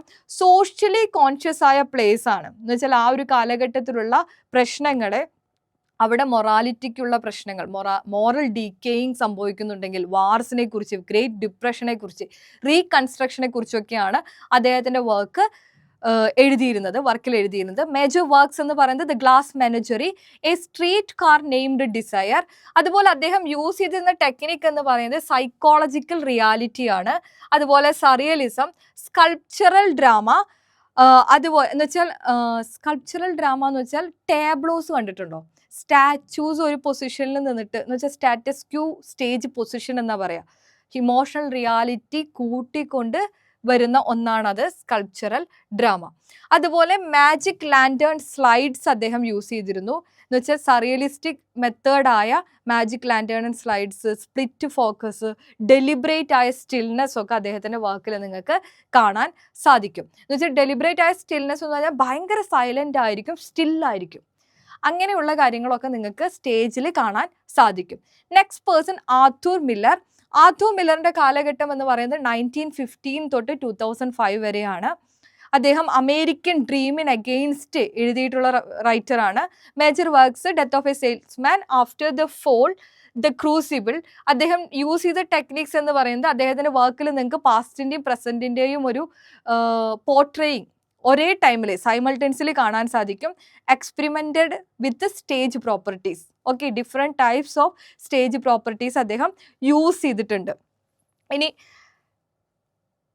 Distinctive features of American avant-garde എന്തൊക്കെ എന്ന് വെച്ചാൽ മറ്റുള്ള മൂവ്മെൻറ്റിൽ നിന്ന് എന്താണ് അവാൻഗാർഡേക്ക് മാത്രം ഇത്ര പ്രത്യേകത, അതാണ് നമ്മൾ നോക്കാൻ പോകുന്നത്. എത്നിക് ആൻഡ് ഇമിഗ്രൻറ്റ് കൾച്ചേഴ്സിൽ ഇൻഫ്ലുവൻസ് ചെയ്തിട്ട് വന്നിട്ടുള്ള ഒന്നാണ്.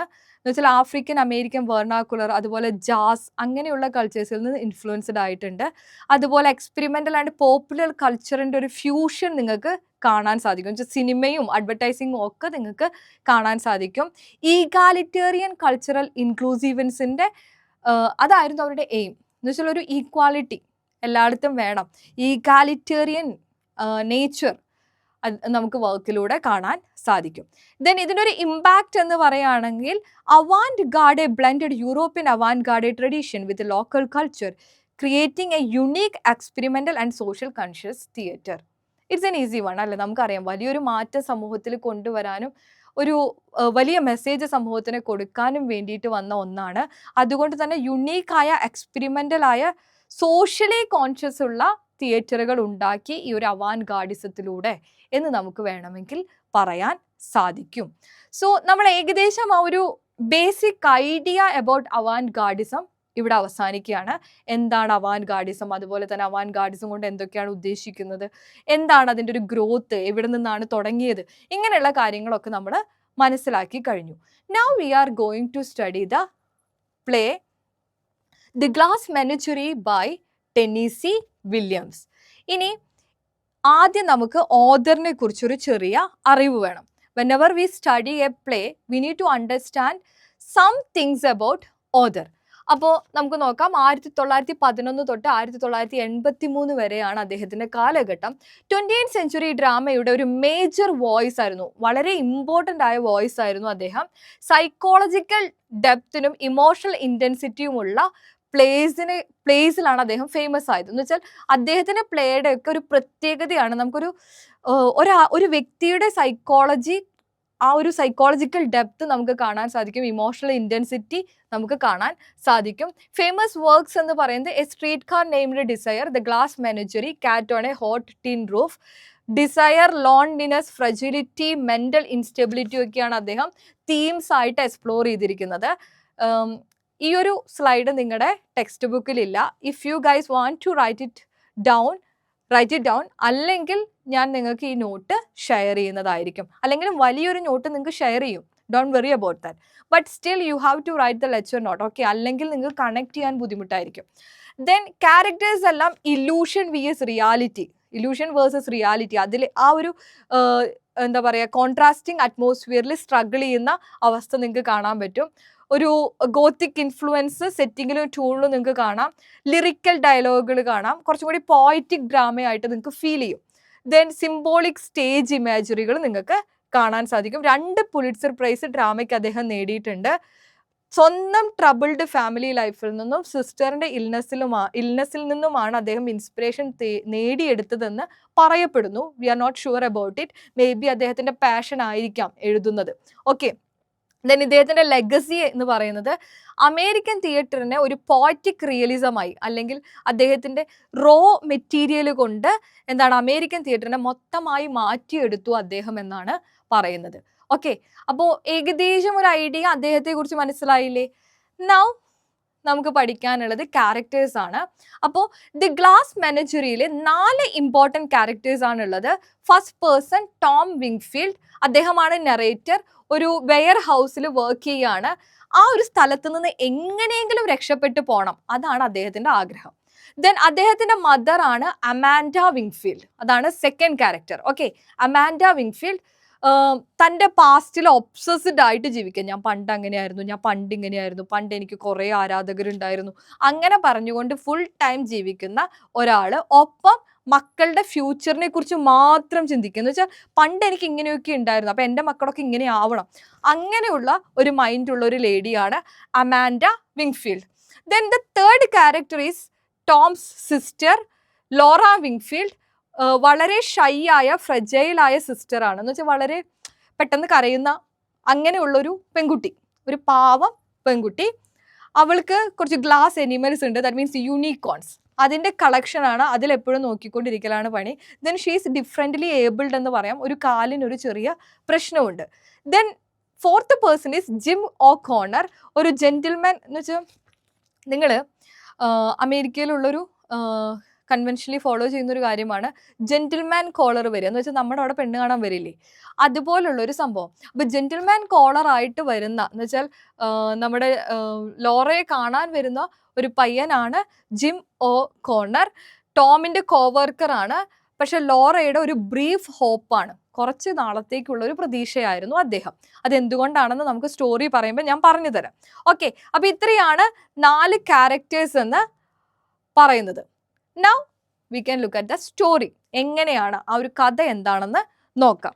അപ്പോൾ ഇവിടെ ഇതൊരു മെമ്മറി പ്ലേ ആയിട്ടാണ് കണക്കാക്കുന്നത്. കാരണം എന്തുകൊണ്ടാണെന്ന് വെച്ചാൽ നമ്മുടെ സെൻട്രൽ ക്യാരക്ടറായ ടോമിൻ്റെ മെമ്മറിയിലൂടെയാണ് നമ്മൾ ഈ സ്റ്റോറി മൊത്തം അറിയുന്നത്. എന്ന് വെച്ചാൽ he is recollecting his own story or his family story through memory. Okay, then ടോമിന് ഒരു പോയറ്റ് ആവണമെന്നാണ് ആഗ്രഹം. ഓക്കെ, പക്ഷെ still he is working in a warehouse. Okay, അതാണ് അവൻ്റെ ഒരു കണ്ടീഷൻ. ദെൻ അപ്പോൾ ഈ ഒരു ഇദ്ദേഹത്തിൻ്റെ മെമ്മറിയിലൂടെ ഇദ്ദേഹം ഇങ്ങനെ ഓർത്തെടുക്കുകയാണ്. അപ്പോൾ ഇദ്ദേഹത്തിന് അച്ഛനുണ്ടായിരുന്നു, അച്ഛൻ ചെറുപ്പത്തിൽ ഓടിപ്പോയതാണ്. സെയിം ആസ് ടോമും ഇതിൽ ഓടിപ്പോയതാണ്, അത് നിങ്ങൾക്ക് പറഞ്ഞു തരാം. അപ്പോൾ ലോറയുടെ അച്ഛൻ അല്ലെങ്കിൽ ടോമിൻ്റെ അച്ഛൻ ചെറുപ്പത്തിൽ ഓടിപ്പോയതാണ്. അപ്പോൾ ലോറയ്ക്ക് ഇങ്ങനൊരു പ്രശ്നമുണ്ട്. ടോം പൊതുവെ തൻ്റെ സമാധാനം മൊത്തം കണ്ടെത്തിയിരുന്നത് ലിക്വർ എന്ന് വെച്ചാൽ ആൽക്കഹോളിൽ, മൂവീസിൽ, ലിറ്ററേച്ചറിലാണ്. ദെൻ ഇതിൻ്റെ പേരിൽ എന്നും അമ്മയുമായിട്ട് അടിയുണ്ടാക്കും, എന്നും അമാൻഡയുമായിട്ട്. എന്ന് വെച്ചാൽ നീ ഇങ്ങനെ മൂവിയൊക്കെ കണ്ട് നടന്നോ എന്ന് പറഞ്ഞിട്ട് എന്നും അമ്മ അതിനെ തല്ലും. തല്ലുന്നല്ല, എന്നും അവർ ഫൈറ്റ് ചെയ്യും. സോ ഈ ഫൈറ്റിൻ്റെ ഇടയിൽ ലോറയുടെ യൂണിക്കോൺ പൊട്ടി പോകുന്നുണ്ട്. ദെൻ അപ്പം ഇതാണ് ഓവറോൾ ഐഡിയ. ഓക്കെ, ദെൻ ഈ ഒരു പ്ലേ സെറ്റ് ചെയ്യുന്നത് ഇവരുടെ ഒരു അപ്പാർട്ട്മെൻറ്റിലാണ്. ആ അപ്പാർട്ട്മെൻറ്റിലെ അമ്മ എപ്പോഴും തൻ്റെ ഫ്യൂച്ചറിനെ കുറിച്ചും തൻ്റെ മക്കളുടെ ഫ്യൂച്ചറിനെ കുറിച്ചും പണ്ട് ഞാൻ ഇങ്ങനെയൊക്കെയാണെന്ന് പറഞ്ഞ് നടക്കുന്ന ഒരു അമ്മ, സിസ്റ്റർക്ക് കല്യാണമായില്ലല്ലോ എന്ന് കരുതി സങ്കടപ്പെട്ടുകൊണ്ടിരിക്കുന്ന ഒരു അമ്മ, മകനെ എപ്പോഴും സിസ്റ്ററുടെ കാര്യങ്ങൾ പറഞ്ഞ് പ്രഷറൈസ് ചെയ്യുന്ന ഒരു അമ്മ. ഓക്കെ, അപ്പം മകനെ പ്രഷറൈസ് ചെയ്തിട്ട് പറയാണ് ലോറയ്ക്ക് വേണ്ടി ഇതുവരെ ഒരു ജെന്റിൽമാൻ വീട്ടിലേക്ക് വന്നിട്ടില്ല, അപ്പം നീ ആരെയെങ്കിലും കൊണ്ടുവരണമെന്ന് പറയാണ്. അങ്ങനെയാണ് ടോം ആരെ കൊണ്ടുവരുന്നത്? ജിം ഓ'കോണറിനെ കൊണ്ടുവരുന്നത്. ജിമ്മ് വീട്ടിലേക്ക് വരും, കുറേ നേരം സംസാരിക്കും. ആ സംസാരത്തിൻ്റെ ഇടയിലാണ് ലോറയ്ക്ക് നോ, ജിമ്മിനെ കൊണ്ടുവരുന്നതിന് മുമ്പ് ലോറയ്ക്ക് മനസ്സിലാവും പണ്ട് തനിക്ക് ക്രഷ് ഉണ്ടായിരുന്ന പയ്യനാണ് ഈ ജിം എന്ന് പറയുന്നത്. ദെൻ ഈ ജിമ്മ് പണ്ട് ബ്ലൂ റോസസ് എന്ന് പറഞ്ഞിട്ട് ലോറയെ വിളിച്ചിട്ടുണ്ടെന്ന് പറയുന്നുണ്ട്. ബ്ലൂ റോസസ് എന്ന് പറയുന്നത് അദ്ദേഹം വിളിക്കുന്നത് എങ്ങനെയാണെന്ന് വെച്ചാൽ, ലോറയ്ക്ക് പണ്ട് ചെറുപ്പത്തിൽ ഒരു ഇൽനെസ് ഉണ്ട്, ഒരു അസുഖമുണ്ട്, പ്ലൂറോസിസ് എന്ന് പറഞ്ഞിട്ട്. അപ്പോൾ ആ ഒരു പേര് പറഞ്ഞപ്പോൾ അത് കേട്ടത് തെറ്റിയിട്ട് ബ്ലൂ റോസസ് എന്ന് വിളിക്കുന്നതാണ്. അങ്ങനെ നിക്നെയിം ഇട്ടതാണ് ഈ ഒരു പേരെന്ന് പറയുന്നത്.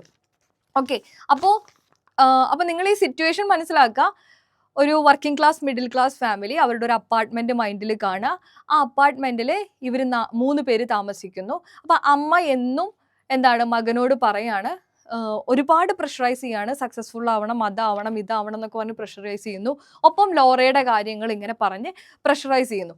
ലോറയ്ക്കൊരു ജെന്റിൽമാൻ വന്നില്ലെന്ന് പറഞ്ഞ് പ്രഷറൈസ് ചെയ്ത് അവസാനം ടോം ആരെ കൂട്ടിക്കൊണ്ട് വരികയാണ്? ജിം ഓ'കോണറിനെ കൂട്ടിക്കൊണ്ട് വരികയാണ്.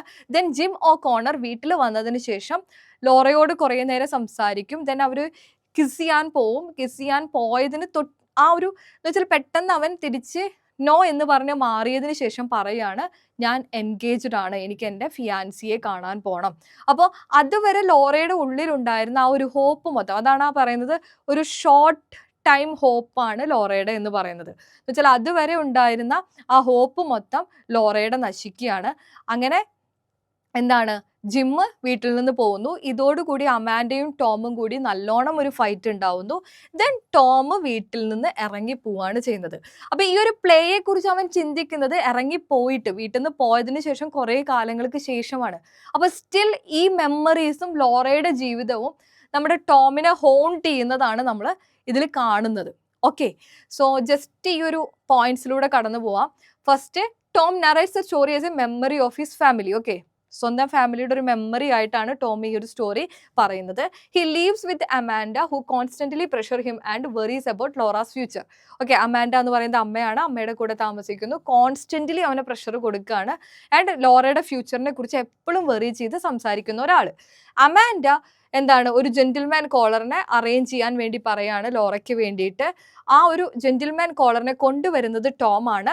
Then Jim O'Connor comes for dinner. Laura opens up and feel hopeful. Okay, അവർ അവർ പരസ്പരം സംസാരിച്ച് പരസ്പരം ഇഷ്ടപ്പെട്ട പോലെ ആർക്ക് തോന്നും? ലോറയ്ക്ക് തോന്നും. പക്ഷേ Jim reveals he's already engaged ആണ്, shattering Laura's hopes. Okay, Jim reveal ചെയ്യുന്നത്? ഞാൻ ഓൾറെഡി എൻഗേജ്ഡ് ആണ്. അതോടുകൂടി ലോറയുടെ ഹോപ്പ് മൊത്തം നശിച്ചു പോവാണ്. ടോം ഇവൻച്വലി ഫാമിലിയെ വിട്ടു പോകുന്നു. പക്ഷെ still memory of Laura haunts him. Okay, so that's the story. ഇനി നിങ്ങൾക്ക് ഇതിൽ പഠിക്കേണ്ടത് 3 ഇമ്പോർട്ടൻറ്റ് കാര്യങ്ങളാണ്. 3 ഇമ്പോർട്ടൻറ്റ് കാര്യങ്ങൾ നമുക്കിവിടെ ഡിസ്കസ് ചെയ്യണം. ഈ 3 എണ്ണവും നിങ്ങൾക്ക് മേ ബി ക്വസ്റ്റ്യൻ ആയിട്ട് എക്സാമിന് വരാം. ആൻഡ് ഇതിൻ്റെ ഒരു ഡീറ്റെയിൽഡ് നോട്ട് ഞാൻ PPT തന്നിട്ടില്ല. But you guys need to write it down. Okay, so the first point you have to remember, the Glass Menagerie as an avant-garde play, key concept. Okay, glass menagerie എന്ന് പറയുന്നത് ഒരു അവാൻഡ് ഗാർഡെ play ആണ്. എങ്ങനെയാണ് glass menagerie ഒരു അവാൻഡ് ഗാർഡെ play ആയി മാറുന്നത്? അപ്പോൾ നിങ്ങൾക്ക് ഇങ്ങനെ ഒരു ക്വസ്റ്റ്യൻ എക്സാമിന് കിട്ടുവാണെങ്കിൽ എന്തൊക്കെ ഉൾപ്പെടുത്തണം എന്നാണ് ഞാൻ പറയാൻ പോകുന്നത്. ഒന്നാമത്തെ കാര്യം, സ്റ്റൈലിസ്റ്റിക് ആയ ഇന്നോവേഷനും അവാൻഡ് ഗാർഡെ കോൺട്രിബ്യൂഷനും നിങ്ങൾ പറയണം. എന്ന് വെച്ചാൽ you need to imagine that play is acting in front of you, is enacting in front of you. Okay, നിങ്ങളുടെ മുമ്പിൽ സ്ക്രീൻ ഉണ്ട്, ആ സ്ക്രീനിൽ എന്തൊക്കെ കൊണ്ടുവന്നിട്ടുണ്ട് എന്നുള്ളത് പറയണം. അപ്പോൾ സ്റ്റൈലിസ്റ്റിക് ഇന്നോവേഷൻസ് എന്തൊക്കെ ഉണ്ടെന്ന് നോക്കാം. ടെന്നീസി വില്യംസ് ഇതിൽ മൈനർ ആയിട്ടുള്ളൊരു റെവല്യൂഷനാണ് ക്രിയേറ്റ് ചെയ്യുന്നത്. എഗെയിൻസ്റ്റ് സ്റ്റേഡ് റിയലിസം എന്ന് വെച്ചാൽ ഒരു അഡ്വഞ്ചറും ഇല്ലാതെ സീരിയസ് ആയ റിയലിസത്തിന് എഗെയിൻസ്റ്റ് ആയിട്ടാണ് ഇദ്ദേഹം ഈ ഒരു പ്ലേ കൊണ്ടുവന്നിട്ടുള്ളത്. അപ്പോൾ അത് നിങ്ങൾക്ക് ഫസ്റ്റ് പോയിന്റ് ആയിട്ട് എഴുതാം. അതുപോലെ അമേരിക്കൻ മെത്തേഡ് ആക്ടിങ് ഡെവലപ്പ് ചെയ്ത് കൊണ്ടുവന്നു അദ്ദേഹം. ഇന്നൊവേറ്റീവായ ആക്ടിങ്, ലൈറ്റിംഗ്, ഡിസൈനിങ് ഒക്കെ അദ്ദേഹം കൊണ്ടുവന്നു. അതുപോലെ ഒരു എക്സ്പെരിമെൻ്റൽ തിയേറ്റർ ഗ്ലോബലി അദ്ദേഹം സ്റ്റാർട്ട് ചെയ്തു. ഓക്കെ, അപ്പോൾ ഒരു അവാൻഡ് ഗാർഡെ പ്ലേ എന്ന് പറഞ്ഞാൽ എന്താണ്? ന്യൂ എക്സ്പെരിമെൻ്റൽ തിയേറ്റർ ആണ്. അപ്പോൾ ന്യൂ ആയിട്ടുള്ള ഒരുപാട് കാര്യങ്ങൾ വന്നു. റിയലിസത്തിന് റിജക്റ്റ് ചെയ്തു. എന്താണ് റിയലിസം എന്ന് പറയുന്നത്? ട്രഡീഷണലായി മുണ്ടൈനായ ആക്ടിവിറ്റീസ് കാണിക്കുന്നതാണ്. പക്ഷേ ഇവിടെ എന്താണ്? പോയട്രി ആണ് നിങ്ങൾക്ക് സ്റ്റേജിൽ കാണാൻ സാധിക്കുക. ഒരു ലിറ്ററൽ ഫോട്ടോഗ്രാഫിക് റിയാലിറ്റി അല്ലാതെ പോയട്രി നിങ്ങൾക്ക് സ്റ്റേജിൽ കാണാൻ സാധിക്കും. മെമ്മറി പ്ലേ ആണ്, മെമ്മറി പ്ലേ ഫോമാറ്റിലാണ്. അതൊരു പുതിയ ടെക്നിക്കാണ് അല്ലേ. അപ്പം മെമ്മറി പ്ലേ ഫോമാറ്റിലാണ്. സ്റ്റോറി ടോമിൻ്റെ മെമ്മറിയിലൂടെ, റീകളക്ഷനിലൂടെയാണ് നിങ്ങൾക്ക് കാണാൻ സാധിക്കുക. നോൺ ലീനിയർ നെറേറ്റീവ് ആണ്. കൺവെൻഷണൽ കോസ് എഫക്റ്റ് കാണില്ല. എന്ന് വെച്ചാൽ ഇന്ന കാര്യത്തിന് ഇന്ന കാരണം എന്നുള്ള രീതിയിലുള്ളൊരു നറേഷൻ നിങ്ങൾക്ക് കാണാൻ സാധിക്കില്ല. ഇനി ഇൻഫ്ലുവൻസ് ഓഫ് എക്സ്പ്രഷനിസം നിങ്ങൾക്ക് കാണാം. ഇന്ന റിയാലിറ്റിയിൽ കൂടുതൽ ഫോക്കസ് ചെയ്തുകൊണ്ട് എഴുതിയിട്ടുള്ള പോലെ നിങ്ങൾക്ക് കാണാം. അതുപോലെ status quo, dance like movements നിങ്ങൾക്ക് കാണാൻ സാധിക്കും ടെക്നിക്കായിട്ട്. എപ്പിസോഡിക് സ്ട്രക്ചറാണ്, 7 സീൻസ് ആണ്. ഒരു ടാബ്ലോ പോലെ നിങ്ങൾക്ക് കാണാം. ക്യാരക്ടറിൻ്റെ ഡൈനാമിക്സ് നിങ്ങൾക്ക് അതിലൂടെ റിവീൽ ചെയ്യുന്നത് നിങ്ങൾക്ക് കാണാൻ സാധിക്കും. മിനിമലായ പ്രോപ്പർട്ടീസും ക്യാരക്ടേഴ്സേ ഉള്ളൂ. കണ്ട, 4 ക്യാരക്ടേഴ്സേ ഉള്ളൂ അല്ലേ. മിനിമൽ ആയിട്ടുള്ള പ്രോപ്പർട്ടീസും ക്യാരക്ടേഴ്സേ ഉള്ളൂ. എക്സ്പ്രഷനിസ്റ്റ് ഗോള് എന്നതുകൊണ്ട് ഇതിൽ ഉദ്ദേശിക്കുന്നത് സൈക്കോളജിക്കലായ, ഇമോഷണലായ അവരുടെ കാര്യങ്ങൾ കൃത്യമായി പോർട്രേ ചെയ്യുന്നത് നിങ്ങൾക്ക് കാണാൻ സാധിക്കും. ദെൻ പ്ലാസ്റ്റിക് തിയേറ്റർ ആണ് ഇവിടെ ടെന്നീസി വില്യംസ് യൂസ് ചെയ്തിരിക്കുന്നത്. പ്ലാസ്റ്റിക് തിയേറ്റർ എന്ന് വെച്ചാൽ നോട്ട് റിയലിസ്റ്റിക് തിയേറ്റർ. ഒരു എന്താ പറയുക, light, sound, movement, set, props ഇതെല്ലാം യൂസ് ചെയ്തുകൊണ്ടുള്ളൊരു തിയേറ്റർ. എന്നുവെച്ചാൽ കൂടുതൽ ഫോക്കസ് അതിലേക്ക് കൊടുക്കുന്ന തിയേറ്റർ. എന്ന് വെച്ചാൽ പോയറ്റിക് ആയിട്ടുള്ള, ഇമോഷണൽ ആയ കാര്യങ്ങൾ ജനങ്ങളെ കാണിക്കാൻ വേണ്ടി light, sound, movement, set, props ഒക്കെ യൂസ് ചെയ്യാം. ഇപ്പോൾ അതിൻ്റെ ഒരു എക്സാമ്പിളാണ് സെമി ട്രാൻസ്പെറൻ്റ് ആയ സെറ്റ്, അതുപോലെ മാജിക് ലാൻഡേൺ സ്ലൈഡ്സും പ്രൊജക്ഷൻസും. എന്ന് വെച്ചാൽ ബാക്കിൽ ഇങ്ങനെ സീനറി മാറും, സ്ക്രീൻ മാറിയിട്ട് സീനറി മാറുന്ന പരിപാടി. ഡ്രീം ലൈക്ക് ഇഥിയറൽ അറ്റ്മോസ്ഫിയർ, എലഗൻ്റ് ആയ ഡ്രീം ലൈക്ക് അറ്റ്മോസ്ഫിയർ നിങ്ങൾക്ക് ആ ഒരു സ്റ്റേജിൽ തന്നെ കാണാൻ പറ്റുന്നതാണ് മറ്റൊരു കാര്യം. ദെൻ സറിയലിസത്തിൻ്റെ ഇൻഫ്ലുവൻസ് നിങ്ങൾക്ക് കാണാൻ പറ്റും. എന്ന് വെച്ചാൽ മൾട്ടിപ്പിൾ ഫോക്കൽ, എന്ന് വെച്ചാൽ ഒരു സിംഗിൾ ക്യാരക്ടറിനെ മാത്രമല്ല ഫോക്കസ് ചെയ്യുക, മൾട്ടിപ്പിൾ ആയ ക്യാരക്ടേഴ്സിനെ ഫോക്കസ് ചെയ്തിട്ടാണ് എഴുതിയിട്ടുണ്ടാവുക. എന്ന് വെച്ചാൽ സ്റ്റേജിൽ പ്രൊജക്ഷനിലൂടെ മൾട്ടിപ്പിൾ ക്യാരക്ടേഴ്സിൽ ഫോക്കസ് കൊടുത്ത് പോർട്രേ ചെയ്യുന്നത് കാണാം. നിങ്ങളിത് ഇമാജിൻ ചെയ്യുക സ്റ്റേജിൽ നടക്കുന്നത്. ഇപ്പം നിങ്ങൾക്ക് ഒരാൾക്ക് സങ്കടം വന്നു, ഇപ്പോൾ ലോറ കരയുവാണ്, ബാക്ക്ഗ്രൗണ്ടിൽ ആ മ്യൂസിക് കേൾക്കാം. എന്ന് വെച്ചാൽ കരയുമ്പോഴുള്ള മ്യൂസിക്കില്ല, ആ സങ്കടത്തിൻ്റെ മ്യൂസിക് കേൾക്കാം. ലൈറ്റ് ചിലപ്പോൾ ഡിമ്മാക്കാം, ആ സങ്കടം കാണിക്കാൻ വേണ്ടി, സന്തോഷം കാണിക്കാൻ വേണ്ടി ബ്രൈറ്റ് ആക്കാം. സോ ഇങ്ങനെയുള്ള ടെക്നിക്കുകൾ നിങ്ങൾക്ക് കാണാൻ സാധിക്കും. നോൺ ലീനിയർ കണക്ഷൻസ് ആണ് ഉണ്ടാവുക. എന്ന് വെച്ചാൽ ബ്ലൂ റോസസ് എന്ന് പറഞ്ഞിട്ടുള്ള ആ ഒരു പേര് വിളിച്ചതിനെ കുറിച്ച് പറയുമ്പോൾ എന്താണ്, അതൊരു ലോറയുടെ പണ്ടത്തെ കാര്യം പറയുന്നത്. അപ്പം നൊസ്റ്റാൾജിയ പറയുന്നു, മെമ്മറിയിലൂടെ പറയുന്നു, അങ്ങനെയുള്ള കണക്ഷൻസ് നിങ്ങൾക്ക് കാണാൻ സാധിക്കും. ഇനി ഒരു നെറേറ്റീവ് സ്ട്രാറ്റജി അല്ലെങ്കിൽ നെറേറ്റീവ് എങ്ങനെയാണെന്ന് നോക്കുകയാണെങ്കിൽ എപ്പിസോഡിക് ആണ്, മെമ്മറി ഡ്രിവൺ ആണ്, ക്വയറ്റ് ഇൻറ്റിമേറ്റ് ട്യൂൺ ആണ്, സ്റ്റിൽനെസ് കാണാം, കൂടുതലും സ്റ്റിൽനെസ് കാണാം. Projection, memory, emotion, poetic imagery ഒക്കെ കാണിക്കാൻ പ്രൊജക്ഷൻസ് യൂസ് ചെയ്യുന്നുണ്ട്. അതുപോലെ തന്നെ റിയലിസ്റ്റിക് എലമെൻറ്റ്സ് കാണാം, എക്സ്പ്രഷനിസ്റ്റ് എലമെൻറ്റ്സ് കാണാം, സറിയലിസ്റ്റ് എലമെൻറ്റ്സ് കാണാം. ക്യാരക്ടറൈസേഷൻ വളരെ കുറച്ച് ക്യാരക്ടേഴ്സേ ഉള്ളൂ. ആളിൻ്റെ ഇന്നർ ലീവ് അല്ലെങ്കിൽ സൈക്കോളജിക്കൽ ഡെപ്തിനെ ഫോക്കസ് ചെയ്യുന്നു. ക്യാരക്ടേഴ്സ് എല്ലാം സിമ്പിൾസ് ആയിട്ടാണ് നിങ്ങൾക്ക് കാണാൻ സാധിക്കുക. ഓക്കെ, അപ്പോൾ ഇത്രയും കാര്യങ്ങൾ ഉൾപ്പെടുത്തിയ ഗ്ലാസ് മെനേജറി ഒരു അവാൻഡ് ഗാർഡ് പ്ലേ ആയിട്ട് നിങ്ങൾക്ക് എഴുതാൻ പറ്റും. എന്തൊക്കെയാ? ജസ്റ്റ് ഇത്രയും കാര്യങ്ങളുള്ളൂ. റിയലിസ്റ്റ് എലമെൻറ്റ്സ് ഉണ്ട്, സറിയലിസ്റ്റ് എലമെൻറ്റ്സ് ഉണ്ട്, എക്സ്പ്രഷനിസ്റ്റ് എലമെൻറ്റ്സ് ഉണ്ട്. ഒരുപാട് പുതിയ ടെക്നിക്കുകൾ എന്ന് വെച്ചാൽ നോൺ ലീനിയർ നെറേറ്റീവ്സ് അല്ല, മെമ്മറിയിലൂടെയാണ് പ്ലേ പോകുന്നത്. അതുപോലെ ഫ്രാഗ്മെൻറ്റഡ് ആയിട്ട് തോന്നാം. അതുപോലെ ഒരുപാട് സ്റ്റേജ് റിസോഴ്സസ് എന്ന് വെച്ചാൽ ലൈറ്റ്, സൗണ്ട്, മൂവ്മെൻറ്റ്, സെറ്റ്, ഇങ്ങനെയുള്ള ഒരുപാട് സ്റ്റേജ് റിസോഴ്സസ് യൂസ് ചെയ്തിട്ടുണ്ട്. അപ്പോൾ ഇതൊക്കെ ന്യൂ ടെക്നിക്സ് ആണ്, ന്യൂ എക്സ്പെരിമെൻറ്റ്സ് ആണ്. അപ്പോൾ അതൊക്കെ നിങ്ങൾക്ക് അതിൽ എഴുതാൻ സാധിക്കും. Now we can discuss about the next point. That is the glass menagerie non realistic and avant garde techniques. എങ്ങനെയാണ് ഒരു non realistic avant garde techniques ഇതിൽ വരുന്നതെന്ന് നോക്കാം. സിംബോളിസം ആണ് ഫസ്റ്റ് പോയിന്റ്. എന്ന് വെച്ചാൽ എക്സ്പ്രഷനിസത്തിന് വേണ്ടിയിട്ടുള്ള സെൻട്രൽ ടൂൾ ആയിട്ടാണ് കാണുന്നത്. എന്ന് വെച്ചാൽ മീനിങ്സ് വേർഡ്സിൽ നിന്നും അപ്പുറമായിട്ട് കാണിക്കുക. ഇപ്പോൾ അമാൻഡനെ എടുക്കുകയാണെങ്കിൽ ആ ക്യാരക്ടർ തന്നെ ഒരു സിംബോളിസമാണ്. എന്താണ് ആ ക്യാരക്ടർ? ഓൾഡ് സൗത്ത് നെസ്റ്റാളജിയാണ് അവരിലൂടെ സിംബോളിക് ആയിട്ട് കാണുന്നത്. ജിം എന്ന് പറയുന്നത് ഹോപ്പിന്റെ സിംബോളിസമാണ് റെപ്രസെന്റ് ചെയ്യുന്നത്.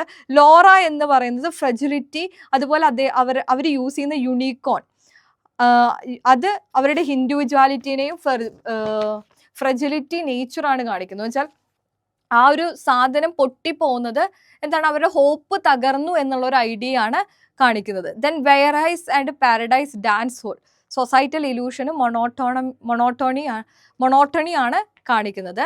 Then non realistic figurative dialogues ആണ്. റൊമാൻറ്റിസവും റിയലിസവും ബ്ലെൻഡ് ചെയ്യുന്നത് നിങ്ങൾക്ക് കാണാൻ സാധിക്കും. അതുപോലെ ടോമിന് ഒരു ഡ്യുവൽ ക്യാരക്ടർ ഉണ്ട്. എന്ന് വെച്ചാൽ നെറേറ്ററായിട്ടും ആക്ടറായിട്ടും നിങ്ങൾക്ക് ടോമിനെ കാണാം. ഒരു ലീനിയർ ഐഡന്റിറ്റി അതിലില്ല. എപ്പിസോഡിക് ആണ്, നോൺ ലീനിയർ നെറേറ്റീവ് ആണ്. സ്ക്രീനും പ്രൊജക്ഷനും യൂസ് ചെയ്തിട്ടുണ്ട്. സോഫ്റ്റ് എഥീരിയൽ ലൈറ്റ് ആണ് ലോറയ്ക്ക് യൂസ് ചെയ്തതെങ്കിൽ അമാൻഡയ്ക്ക് ബ്രൈറ്റ് ഹാർഷായ കളേർഡ് ലൈറ്റ് ആണ്. എന്ന് വെച്ചാൽ അമാൻഡ എപ്പോഴും ആങ്കറും ടെൻഷനാണ് കാണിക്കുന്നത്, അതുകൊണ്ട് അങ്ങനെ ഒരു ലൈറ്റ്. ലോറ കുറച്ചും കൂടിയും കാം ആൻഡ് ക്വൈറ്റ് ആയതുകൊണ്ട് വളരെ എഥിയറലായ എലഗൻ്റ് ആയ ലൈറ്റാണ്. അതുപോലെ മ്യൂസിക് യൂസ് ചെയ്തിട്ട് ഇമോഷൻസ് കാണിക്കുന്നു. പോയറ്റിക് ഇമാജറി കാണാം. സിംബോളിക് സെറ്റിങ്സ് ഉണ്ട്. ടാബ്ലോസ് യൂസ് ചെയ്യുന്നുണ്ട്. അപ്പോൾ ഇങ്ങനെയുള്ള ഇപ്പം നമ്മൾ ഇതിൽ പറഞ്ഞ എല്ലാ കാര്യങ്ങളും നിങ്ങൾക്ക് ഇതിലും യൂസ് ചെയ്യാം. ഓക്കെ, കൂടുതലും ഇത് തന്നെ സറിയലിസ്റ്റ് എലമെന്റ്, എക്സ്പ്രഷനിസ്റ്റ് എലമെന്റ്, അതുപോലെ തന്നെ റിയലിസത്തിന് അഗെയിൻസ്റ്റ് ആണ്. ബട്ട് സ്റ്റിൽ റിയലിസ്റ്റ് എലമെന്റ് നിങ്ങൾക്ക് കാണാൻ സാധിക്കും. സ്റ്റേജ് പ്രോപ്പർട്ടികൾ ഒരുപാട് യൂസ് ചെയ്യുന്നു. മെമ്മറി പ്ലേ ആണ്. നോൺ ലീനിയർ നെറേറ്റീവ് ആണ്. അങ്ങനെയുള്ള കാര്യങ്ങളൊക്കെ ഒന്ന് ഉൾപ്പെടുത്തിയാൽ മതി. ഇനി നെക്സ്റ്റ് വരുന്നത് theme of social protest in Tennessee Williams glass menagerie. ഒരു ഇമ്പോർട്ടൻറ്റ് ക്വസ്റ്റ്യൻ ആണ് the theme of social protest. വളരെ ഈസി ക്വസ്റ്റ്യനുമാണ്. അപ്പോൾ ആദ്യം നിങ്ങൾ അതിനു വേണ്ടി അറിയേണ്ടത് ഹിസ്റ്റോറിക്കൽ കോണ്ടെക്സ്റ്റ് ആണ്. ഈ പ്ലേ നടക്കുന്ന ആ ഒരു കാലഘട്ടം എന്താണെന്ന് അറിയണം. 1937 ആണ്. ഗ്രേറ്റ് ഡിപ്രഷൻ നടന്നുകൊണ്ടിരിക്കുന്ന ഒരു സമയമാണ്. എന്ന് വെച്ചാൽ നമുക്കറിയാം stock market crash, 1929 stock market crash, അതുപോലെ വൈഡ് സ്പ്രെഡ് അൺഎംപ്ലോയ്മെന്റ്, വേജ് ഇല്ലാത്ത അവസ്ഥ, പുവർ ഗവൺമെന്റ് ആൻറ്റിസിപ്പേഷൻ, ന്യൂ ഡീലുകൾ ഒക്കെ വന്നിട്ടുള്ളൊരു കാലഘട്ടമാണ് ഈ ഒരു 1937 എന്ന് പറയുന്നത്. ഇനി ഇതൊരു മെമ്മറി പ്ലേ ആണ്. ടോം പല കാര്യങ്ങളും ആലോചിച്ചെടുത്തിട്ട് പറയാണ്. പേഴ്സണൽ ആയിട്ടുള്ള മെമ്മറിയുമാണ്, പക്ഷേ ഇത് റെപ്രസെന്റ് ചെയ്യുന്നത് കളക്റ്റീവ് മെമ്മറിയാണ്. മിഡിൽ ക്ലാസ് ആയ പല ആളുകളുടെയും ഒരു അവസ്ഥയാണ് ടോമിലൂടെ നമ്മൾ കാണാൻ പറ്റുന്നത്. ഈ സോഷ്യൽ കണ്ടീഷൻ എന്താണ്? മിഡിൽ ക്ലാസ് കംപ്ലീറ്റ്ലി എന്താണ്, പോവർട്ടിയിൽ ട്രാപ്ഡ് ആണ്. യൂത്തുകളെല്ലാം ഫ്രസ്ട്രേറ്റഡ് ആയിട്ട് താമസിക്കുന്ന ഒരു സമയം. ഇനി ഇതിൻ്റെ ഗ്ലോബൽ ആയിട്ടുള്ളൊരു എന്ന് വെച്ചാൽ ആ ഒരു സിറ്റുവേഷനിൽ ഉണ്ടായിരുന്ന ഗ്ലോബൽ ആയിട്ടുള്ള പ്രശ്നം എന്ന് വെച്ചാൽ Spanish civil war, fascism in Germany by Hitler fascism കൊണ്ടുവന്ന സമയം, ഇറ്റലിയിൽ മുസോളിനി അത് കൊണ്ടുവന്ന സമയം. സോ ഇങ്ങനെയുള്ള ഒരുപാട് പ്രശ്നങ്ങൾ നടക്കുന്ന ഒരു സമയമാണ്. ദെൻ മിഡിൽ ക്ലാസ് അമേരിക്കൻസ് കൂടുതലും ഗ്ലോബൽ ക്രൈസിസ് കൊണ്ട് ഡിസ്കണക്റ്റഡ് ആയി താമസിക്കുന്ന ഒരു സിറ്റുവേഷൻ. ടോം തന്നെ ഈ ഒരു സൊസൈറ്റൽ ബ്ലൈൻഡ്നെസ്സിനെ ക്രിറ്റിസൈസ് ചെയ്യുന്നുണ്ട്. Huge middle class matriculating in a school for the blind എന്ന് പറഞ്ഞിട്ട് അദ്ദേഹം തന്നെ ഈ ഒരു പ്ലേയിൽ ഇങ്ങനെ ക്രിറ്റിസൈസ് ചെയ്യുന്നുണ്ട്. ഓക്കെ, അപ്പോൾ ഇതാണ് അവസ്ഥ. ഗ്രേറ്റ് ഡിപ്രഷൻ നടക്കുന്നു, മിഡിൽ ക്ലാസ് ആകെ പോവർട്ടിയിൽ കഷ്ടപ്പെടുന്നു. സോ പ്രഷറൈസ്ഡ് ആയ ഒരു ഇൻഡിവിജ്വൽ ആയിട്ടാണ് നമുക്ക് ടോമിനെ കാണാൻ സാധിക്കുക. ഇനി സോഷ്യൽ പ്രൊട്ടസ്റ്റ് എങ്ങനെയാണ്? ഫസ്റ്റ് സിംബോളിസത്തിലൂടെയും സെറ്റിങ്സിലൂടെയും നമുക്ക് സോഷ്യൽ പ്രൊട്ടസ്റ്റ് ഈ പ്ലേയിൽ കാണാം. അതിലൊന്ന് വിൻഫീൽഡ് അപ്പാർട്ട്മെന്റ് ആണ്. എന്ന് വെച്ചാൽ ഇവരുടെ അപ്പാർട്ട്മെന്റ് ഓവർ ക്രൗഡഡ് ആണ്, ക്ലോസ്ട്രോഫോബിക് ആണ്. എന്ന് വെച്ചാൽ oppression of middle class society ആ അപ്പാർട്ട്മെന്റിൽ നമുക്ക് തന്നെ കാണാൻ സാധിക്കും. ദെൻ ഹ്യൂമൻ ഡെസ്പറേഷൻ കാണാം.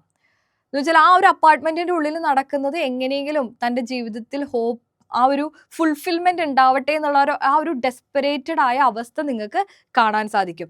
ഇനി തിയേറ്റർ ആൻഡ് മൂവീസ്, ഞാൻ ആദ്യമേ പറഞ്ഞിരുന്നു ടോം തൻ്റെ ഈ ഒരു ജീവിതത്തിൽ നിന്ന് എസ്കേപ്പ് ചെയ്ത് പോകാറുള്ളത് എങ്ങോട്ടാ, തിയേറ്ററും മൂവീസും ഒക്കെ മൂവീസിനൊക്കെയാണ് പോവാറ്. അപ്പോൾ ആ ഒരു ഫ്രീഡവും അഡ്വഞ്ചറുമാണ് ആ തിയേറ്റർ ആൻഡ് മൂവീസിലൂടെ ഇൻഡയറക്ട്ലി കാണിക്കുന്നത്.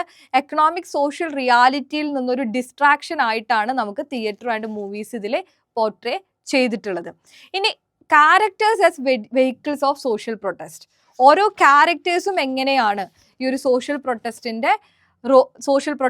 റോള് വഹിക്കുന്നത് നോക്കാം. ഫസ്റ്റ് പേഴ്സൺ ടോം വിങ്ഫീൽഡ്, ഡെഫിനറ്റ്ലി ആ ഒരു വെയർ ഹൗസിലുള്ള ജോലിയിൽ തകർന്ന് ജീവിക്കുകയാണ്.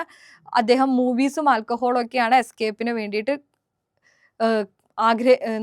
യൂസ് ചെയ്യുന്നത്.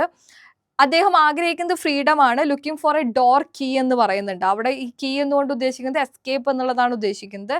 ഒരു ഓട്ടോണോമസ് മാൻ ആണ് റെപ്രസെന്റ് ചെയ്യുന്നത്. സോഷ്യൽ ഒപ്രഷനെ കുറിച്ച് നന്നായി അറിയാം. പക്ഷെ സഹിക്കാൻ പറ്റാതെ അവസാനം എന്താണ്, ഹോമിൽ നിന്ന് പോവാണ്. That was his ultimate protest. Okay, വീട്ടിൽ നിന്ന് അങ്ങോട്ട് പോകുന്നതാണ് അദ്ദേഹത്തിന്റെ അൾട്ടിമേറ്റ് പ്രൊട്ടസ്റ്റ്. ഫ്രീഡത്തിനുള്ള ക്വസ്റ്റ് ആണ് നമുക്കതിൽ കാണാൻ സാധിക്കുക. നെക്സ്റ്റ് അമാൻഡ വിങ്ഫീൽഡ്, ആ ഒപ്രഷനിൽ സഹിച്ച് പിടിച്ച് ജീവിക്കുന്ന ഒരു ലേഡി ആയിട്ടാണ് നിങ്ങൾക്ക് അമാൻഡ വിങ്ഫീൽഡിനെ കാണാൻ സാധിക്കുക. ട്രഡീഷണൽ ബൗണ്ട് ചെയ്യപ്പെട്ട് ജീവിക്കുന്ന എന്ന് വെച്ചാൽ ആ ഒരു ദൈവത്തിലൊക്കെ വിശ്വസിച്ച് അങ്ങനെ ജീവിക്കുന്ന ഒരു ലേഡി, പക്ഷേ സൊസൈറ്റൽ മാനിപ്പുലേഷനെ കുറിച്ച് വലിയ അറിവില്ലാത്തൊരു ലേഡി ആയിട്ടാണ് അമാൻഡ ജീവിക്കുന്നത്. ലോറ വിങ്ഫീൽഡ് ഇതിൽ നിന്നെല്ലാം മാറി നിൽക്കുന്ന ഒരു വ്യക്തിയാണ്. അവരുടെ വേൾഡിൽ ഗ്ലാസ് ഫിഗറൻസിലൊക്കെ സ്വന്തമായൊരു ജീവിതം കണ്ടുപിടിച്ച് ജീവിക്കുന്ന ഒരു വ്യക്തിയാണ് ലോറ വിങ്ഫീൽഡ്. എന്ന് വെച്ചാൽ ഇങ്ങനെയുള്ള ഒരു ഒപ്രസീവ് സൊസൈറ്റിയിലെ വൾണറബിലിറ്റി അതുപോലെ തന്നെ ഏലിയനേഷനെ റെപ്രസെന്റ് ചെയ്യുന്ന ഒരു ക്യാരക്ടറാണ് ലോറ വിങ്ഫീൽഡ്. ഇപ്പൊ നിങ്ങൾ സമൂഹം എടുത്തു നോക്കുക, പ്രൊട്ടസ്റ്റ് ചെയ്യുന്ന ഒരാളുണ്ടാവും, ദാറ്റ് ഈസ് ടോം. അമാൻഡ എന്ന് പറയുന്നത് ഇതിനെക്കുറിച്ച് ഒരു അറിവും ഇല്ലാത്ത ആള്. ലോറയ്ക്ക് എല്ലാം അറിയാം, പക്ഷെ ഇതിനെതിരെ പ്രതികരിക്കാൻ അറിയില്ല. അങ്ങനത്തെ ഒരു ക്യാരക്ടറാണ് ലോറ എന്ന് പറയുന്നത്. ജിം കോർണർ എന്ന് പറയുന്നത് സോഷ്യൽ എംബീഷന്റെ സിമ്പലാണ്. സൊസൈറ്റിയുടെ അപ്രൂവൽ അനുസരിച്ചിട്ട് അയാൾ ജീവിക്കും. ഓപ്പറേഷനെ കുറിച്ചൊന്നും വലിയ ബോധമില്ല. എന്ന് വെച്ചാൽ സൊസൈറ്റി എന്ത് പറയുന്നു അത് ചെയ്യുന്ന ആളാണ് ജിം കോർണർ എന്ന് പറയുന്നത്. അപ്പൊ ഇതിൽ നിങ്ങൾക്ക് ലേബർ ഓപ്പറേഷനെതിരെയുള്ള ഫൈറ്റ് കാണാം. ക്യാപിറ്റൽ ഡിസ്ട്രാക്ഷൻസ് ആയ മൂവീസ്, മ്യൂസിക്, ഡാൻസ് ഹോൾസ്, ഇതിന് എഗെയിൻസ്റ്റ് ഉള്ളൊരു ഫൈറ്റ് കാണാം. കൾച്ചറൽ റിലീജിയസ് കൺട്രോൾസിന് എഗെയിൻസ്റ്റ് ഉള്ളത് കാണാം. പൊളിറ്റിക്കൽ ആപത്തീനെ എഗെയിൻസ്റ്റ് ഉള്ളതും നിങ്ങൾക്ക് കാണാൻ സാധിക്കും.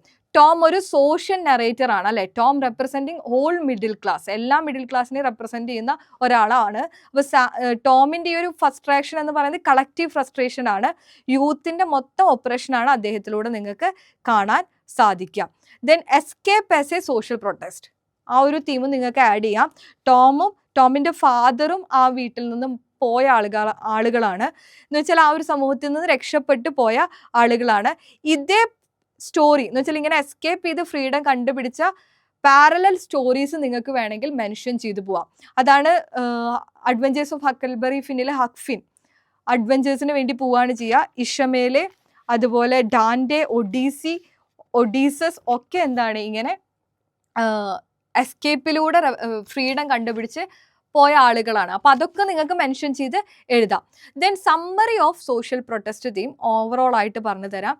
Economic operation, social stagnancy, cultural familial pressure, youth frustration, desire for freedom, ഇതിനെല്ലാം എഗെയിൻസ്റ്റ് ഉള്ളൊരു പ്ലേ ആയിട്ട് നിങ്ങൾക്ക് ഇത് കാണാം. അതുപോലെ എസ്കേപ്പ്, എൻഡ്യൂറൻസ്, വിഡ്രോവൽ, ഇതിലൂടെയാണ് പ്രൊട്ടസ്റ്റ് നിങ്ങൾക്ക് കാണാൻ സാധിക്കുക. ടോം എസ്കേപ്പ് ചെയ്തിട്ട് പ്രൊട്ടസ്റ്റ് ചെയ്യുന്നു, അമാൻഡ അത് സഹിച്ച് പിടിച്ച് പ്രൊട്ടസ്റ്റ് ചെയ്യുന്നു, ലോറ എല്ലാറ്റിൽ നിന്നും മാറി വിഡ്രോ ചെയ്തിട്ട് പ്രൊട്ടസ്റ്റ് ചെയ്യുന്നു. ഓക്കെ, അപ്പോൾ ഇവിടെ നമ്മുടെ പ്ലേ റൈറ്റ് ആ ഒരു പോയറ്റിക്കായ എക്സ്പ്രഷനിസ്റ്റിക് ആയ എലമെന്റ്സ് എല്ലാം മെയിൻറ്റെയിൻ ചെയ്തുകൊണ്ട് തന്നെ സമൂഹത്തെ ക്രിറ്റിസൈസ് ചെയ്യുകയാണ് ചെയ്തിട്ടുള്ളത്. അപ്പോൾ ഒരു പോയറ്റിക് ഡ്രാമ പോലെ നമുക്ക് ഈ ഒരു പ്ലേയെ കാണാനും സാധിക്കുമെന്നാണ് പറയുന്നത്. I hope you got a clear idea about this play and avant-gardism. If you have any doubt, you can ask me. Okay, so that's all about today. Thank you.